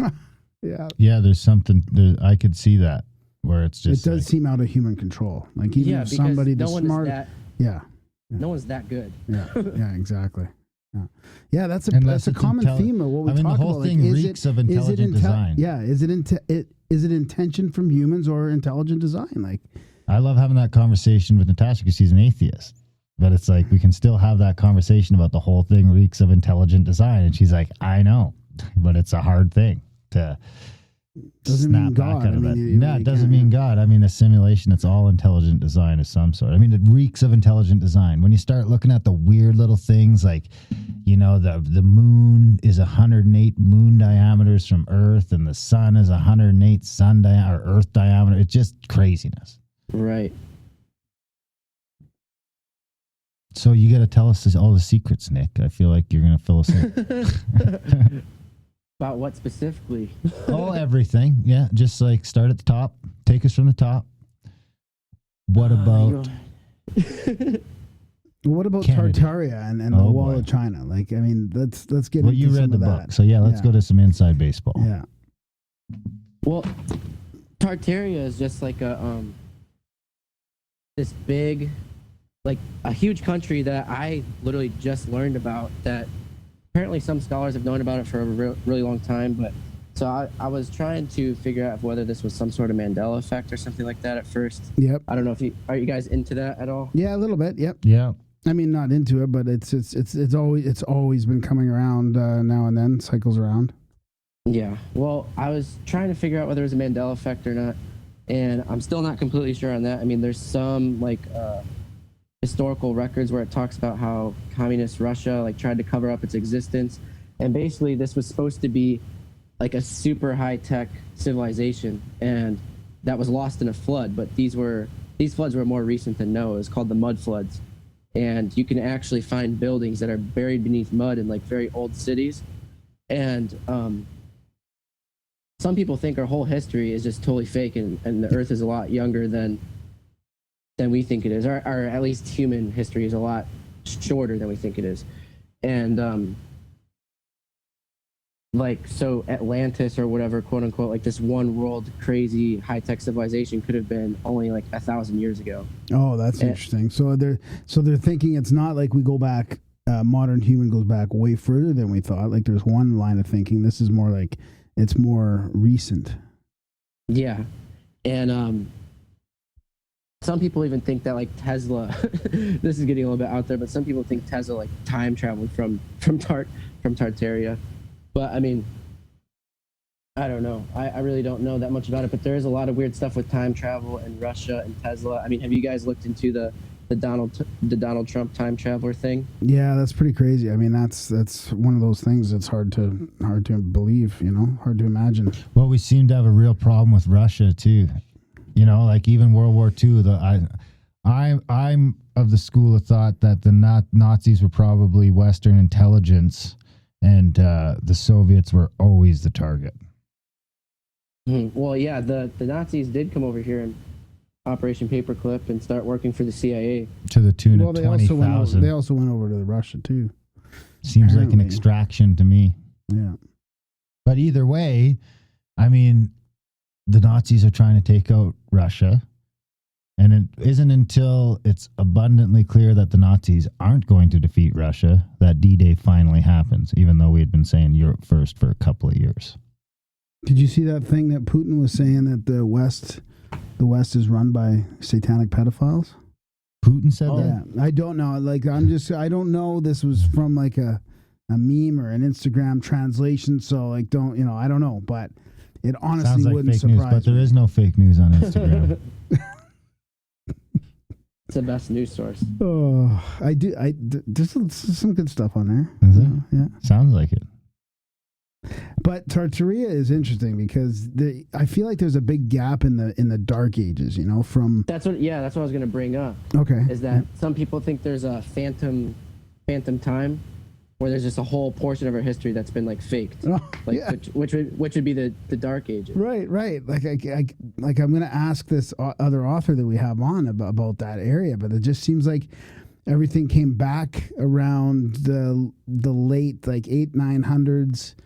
Like what happened from 300 to 900 or 800, Mm-hmm. Like after Jesus and all that, I don't know. It just seems like there's big gaps. And we're using a totally inaccurate calendar. I mean, at one point, we just changed calendars for some reason. Yeah. Yeah, it's interesting. Yeah, you know what? I think that's, I'm of the, it's all fake. The news is fake. Yeah. It's all fake. I mean, it's funny. That seems to be where you end up. I mean, Cernovich, love him or hate him. I mean, he's come down the rabbit hole far enough now where he doesn't like saying it too much on the record. But I mean, he alluded to it when we had him on that he's of the belief that all of the history's been faked for some reason or another. Mm-hmm.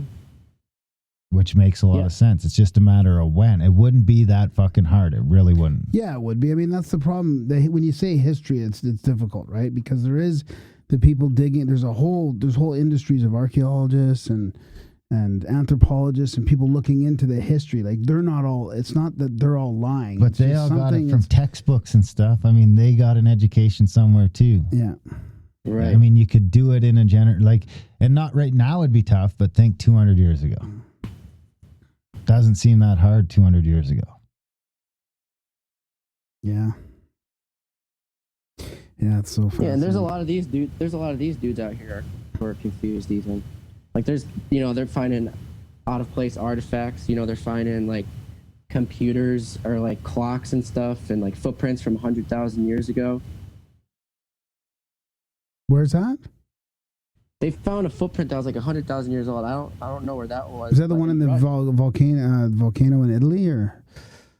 I'm not sure. I've seen the pictures of that clock or computer thing, but I know for a fact in Russia they found like these like nanotechnology, like these little tiny things in a cave in Russia. And that's what I was going to bring up with the Tartaria thing and Nikola Tesla and the Trump time traveler conspiracy, because in this book written in the 1800s by Ingersoll Lockwood, it's called The Adventures of Baron Trump, and he goes to a cave in Russia. There's this dude named the Don, and he leads him to an underground portal that helps him travel time and all this crazy stuff. And the kid literally looks like Baron Trump, and it's super duper weird. Well, it even goes deeper than that, right? Isn't there about some place in New York where he ends up?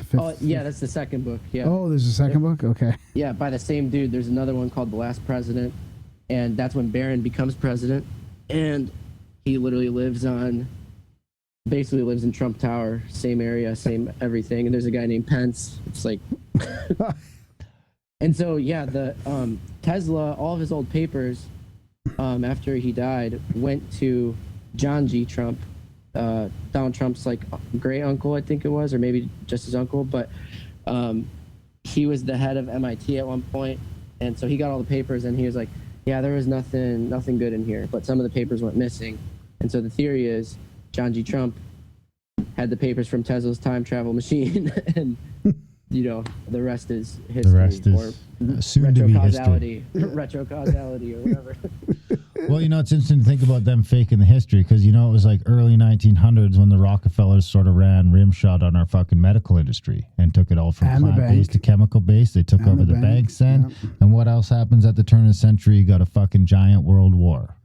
So if you start looking at World War I and II as being to fucking reshape history, and you know what? Reshape the globe. And it's good to think of that, because when I grew up, I thought we're done with the wars. We've learned like this is going to be a peaceful time on the earth ever since. And no, but that it can happen again, like whether it's an electronic or digital war or whatever. But it's like we shouldn't put that past them.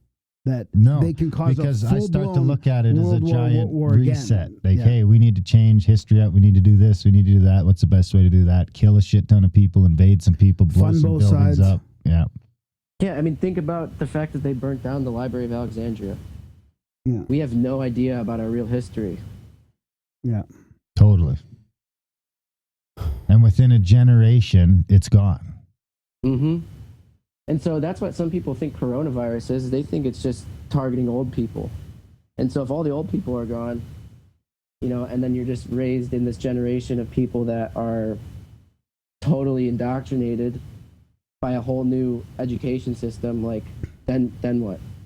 Well, not only that, but putting in like mandatory testing or tracking or vaccines or something, because it's full-blown global. I mean, we've had all these, every year there's a Ebola. They've been SARS trying it for whatever, a while. And it's just not catching on. But now this seems to be doing the trick, because they can also blame it on Trump. Yeah. I actually thought I seen Trump virus trending. Oh, but the lies, it's unbelievable what's going on right now. The doubling down, the lies, the outright fakery, it's mind-blowing. Yeah. It's hard to... I like at the beginning, Nick, you were talking about how to keep your head above water in a way. Like, you can't let this, you go down these rabbit holes, and, it can get kind of depressing in a way, right? So how do you just keep your head up and manifest your reality in a positive way? Or do you? Or do you? I do for the most part. I mean, I'm not always super duper happy, but I mean, I am doing stuff that I never thought I'd do. Like, it's all just started to happen so fast, and it's been awesome. And I do think I've figured out how to manifest things to a certain extent. But for me, my secret, how I made it happen, I think was just writing. because even before I wrote that book, I just had this journal that I'd keep, and I'd write down my goals, I'd write down my affirmations, and I would write down things that I wanted to happen. And the first story I ever wrote, or the first book I ever wrote, wasn't really a conspiracy thing. It was just me writing a story. And this sounds like really out there and really crazy, but I wrote a story about me writing a story.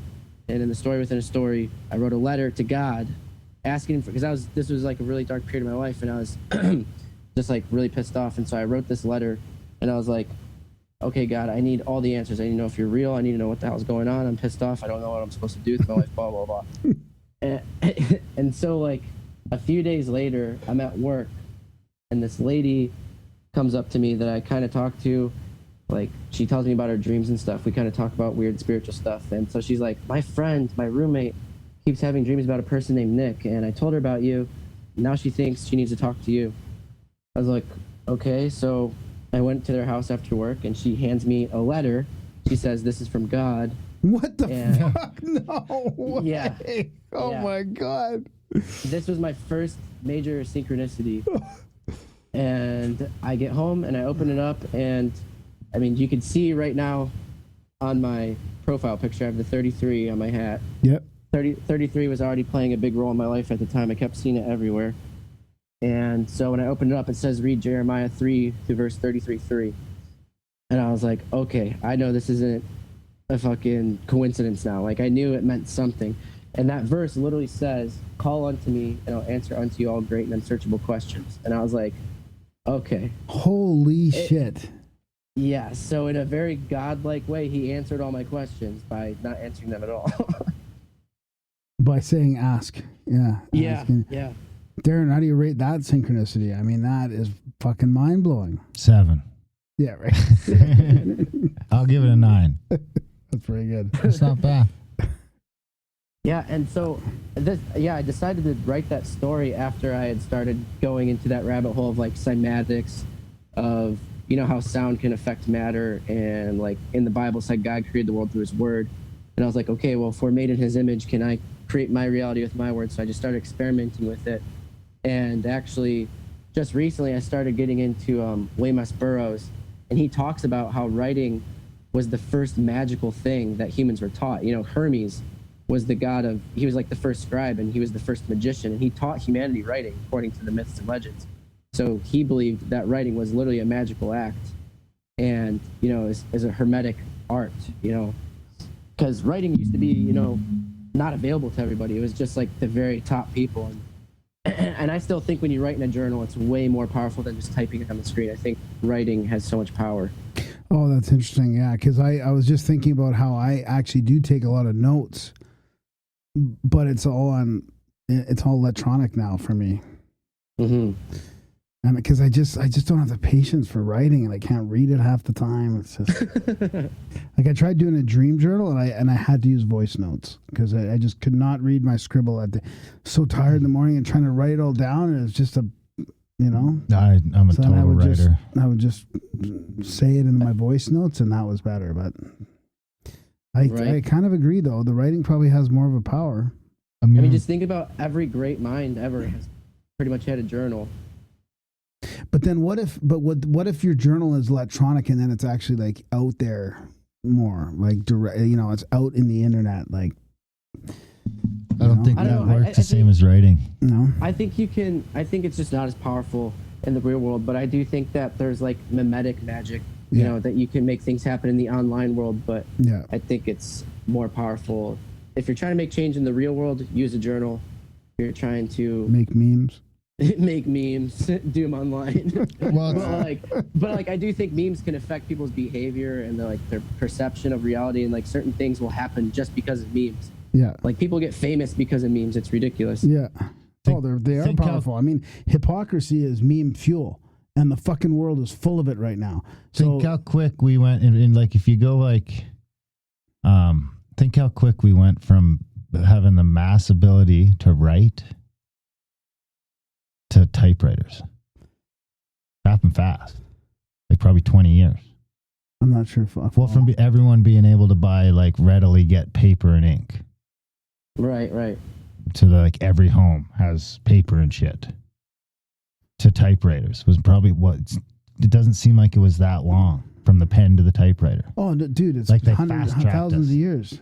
Not thousands of years though, because I don't they were think writing in pen. Like calligraphy goes back a But fucking was thousands of years. everyone? Oh, not everybody in the household. I mean, Yeah, it was certain it was like people, scribes. the Elites. priests, scribes, and elites. So it's like I'm saying, once the Okay. peasants had the ability to write, right. and They it gave was us all everywhere, computers. they gave us all typewriters and computers. I don't know. It's a stretch. Yeah, Oh, it's if it's a stretch for Graham, it's a stretch. Oh, that's But yeah, too funny. basically what I was getting at is William S. Burroughs, he talks about how writing is the perfect way to experiment with creating synchronicity. And I didn't even know that until years later after this crazy synchronicity I had. But apparently other people have experienced the same thing, like Philip K. Dick had a story come to life, and Edgar Allan Poe did as well. But he didn't live to see it happen. He wrote a book about like a ship getting shipwrecked on an island, and then they like cannibalized this one kid, and like 20 years later or something like that, the same exact situation happened where he had the names correct and the name of the boat correct.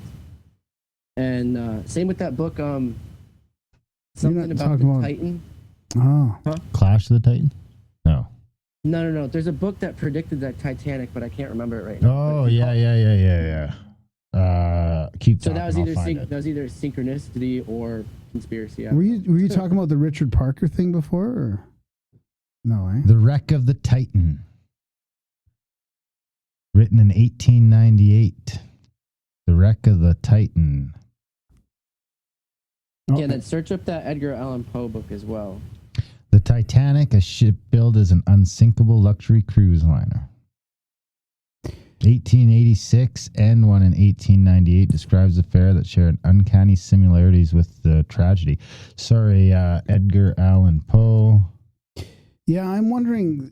I've heard about these contemporary authors as well that manifest, or almost like a tulpa type thing. Like they bring their characters to life unintentionally. Yeah, Right? yeah. And it makes you wonder if like everything we create, everything we think or write or create is at some level or dimension is becomes real. Right. I mean, well, what are we? I mean, so that's what the news does. I mean, in a way, if they're trying to affect our reality, it's like a script. They're feeding us a narrative, and a lot of people think the end times are happening. That all comes from a book, which is the Bible, and Oh I my don't know. God. I think, and then so in a simulation, what do? You write code. Yeah. That's interesting. So we've actually got a whole fucking room in our chat room. I knew he was thinking of that. We've got a whole room in our chat room that's dedicated to that Edgar Allan Poe story. Oh, really? To the point that we call Richard Parker is eating dick. Because It turns out there's like three dudes named Richard Parker that got eaten in boats. Oh. Yeah, that's right. So we were following that. We found out this dude's name was Richard Parker, and then it turned out that there was two other guys named Richard Parker that met their demise by getting eaten in boats. So we so deduced strange. that to Dick Parker, and it's eating dick. So now the Richard Parker room in our chat room is the NSFW room.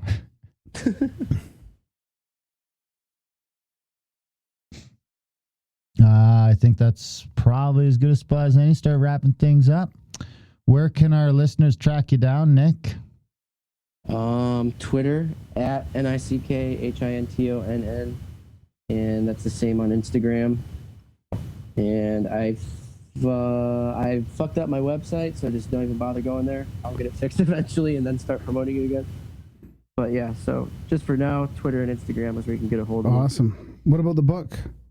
Yeah, and if you're interested in my book, just send me a DM. I try and get through there and answer everybody, and I'll answer questions and stuff, and show you how to get my book. I'm trying to either set up a store or get it on Amazon, so I don't have to go through messages every day. But so far, I'm still doing it through the DMs, and I just got 100 new books mailed to my Airbnb in California. Awesome. So good stuff. I'll be selling those. Right on, buddy. Well, it was good to have you on and good to chat about all this. It was a fun chat. I knew it would be. Yeah, no, I had a lot of fun. Thank you guys for having me on.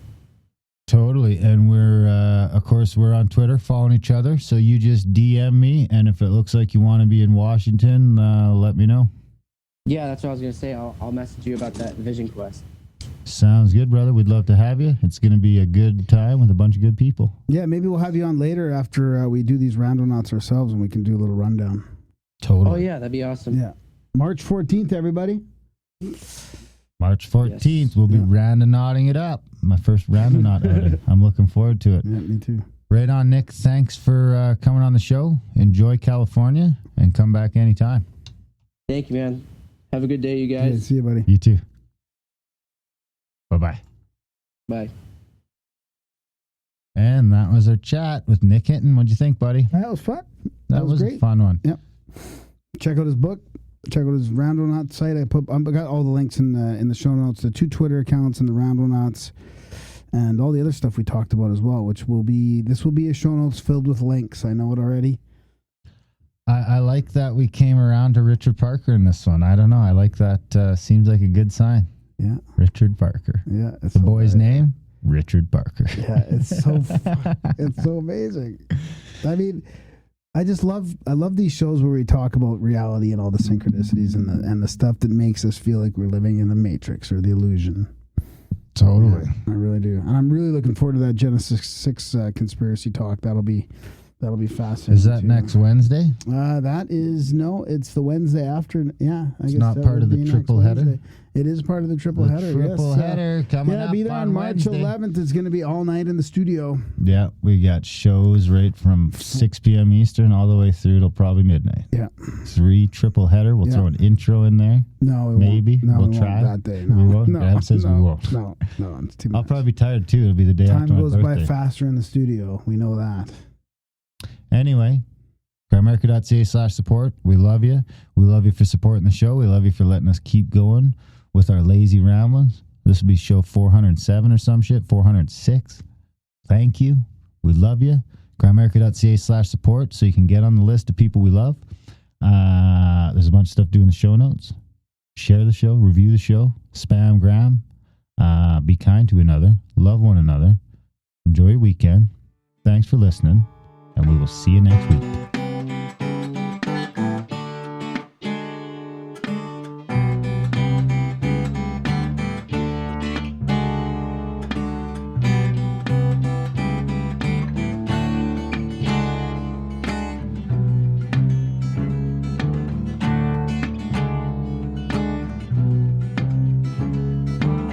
You just a drop in the bucket, baby. You're just a single solitary drop in the bucket, baby. You're just a drop in the bucket, baby. You're just a single solitary drop in the bucket, baby. Baby.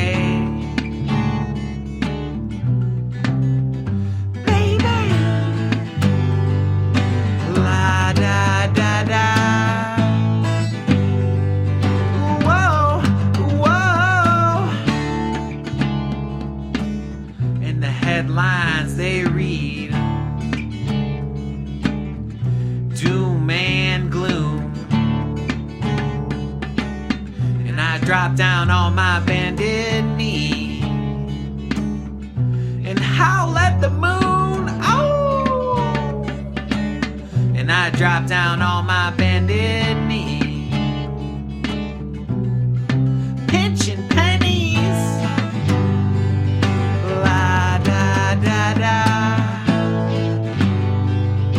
Whoa, whoa. Ta-da. There's $1 million house up for sale back in my hometown.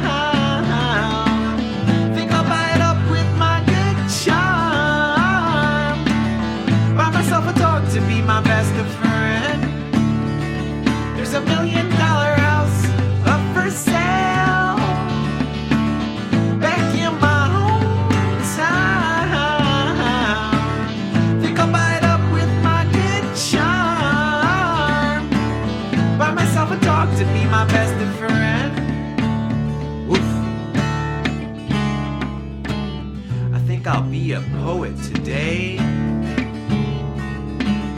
Sketch out the scenery. Rambling from here and there and back and forth between here and there and back and forth between here and there and to the corner store. The Sunrise Corner Store. The Sunrise Corner Store. The Sunrise Corner Store. Pinching pennies. La da da da. Whoa, whoa. Ta-da. There's $1 million house up for sale back in my hometown. Think I'll buy it up with my good charm. Buy myself a dog to be my best friend. There's $1 million house up for sale back in my hometown. Think I'll buy it up with my good charm. Buy myself a dog to be my best friend.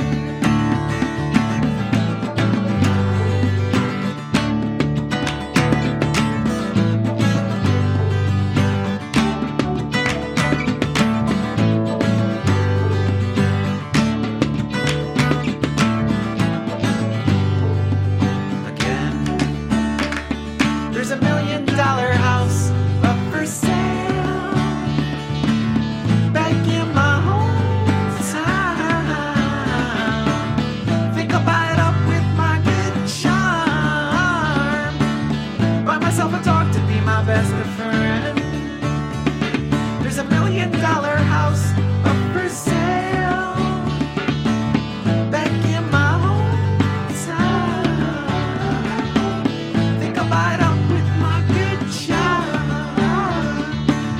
Buy myself a dog to be my best friend. There's $1 million house up for sale back in my hometown. Think I'll buy it up with my good charm. Buy myself a dog to be my best friend. There's $1 million house up for sale back in my hometown. Think I'll buy it up with my good charm. Buy myself a dog to be my best friend. There's $1 million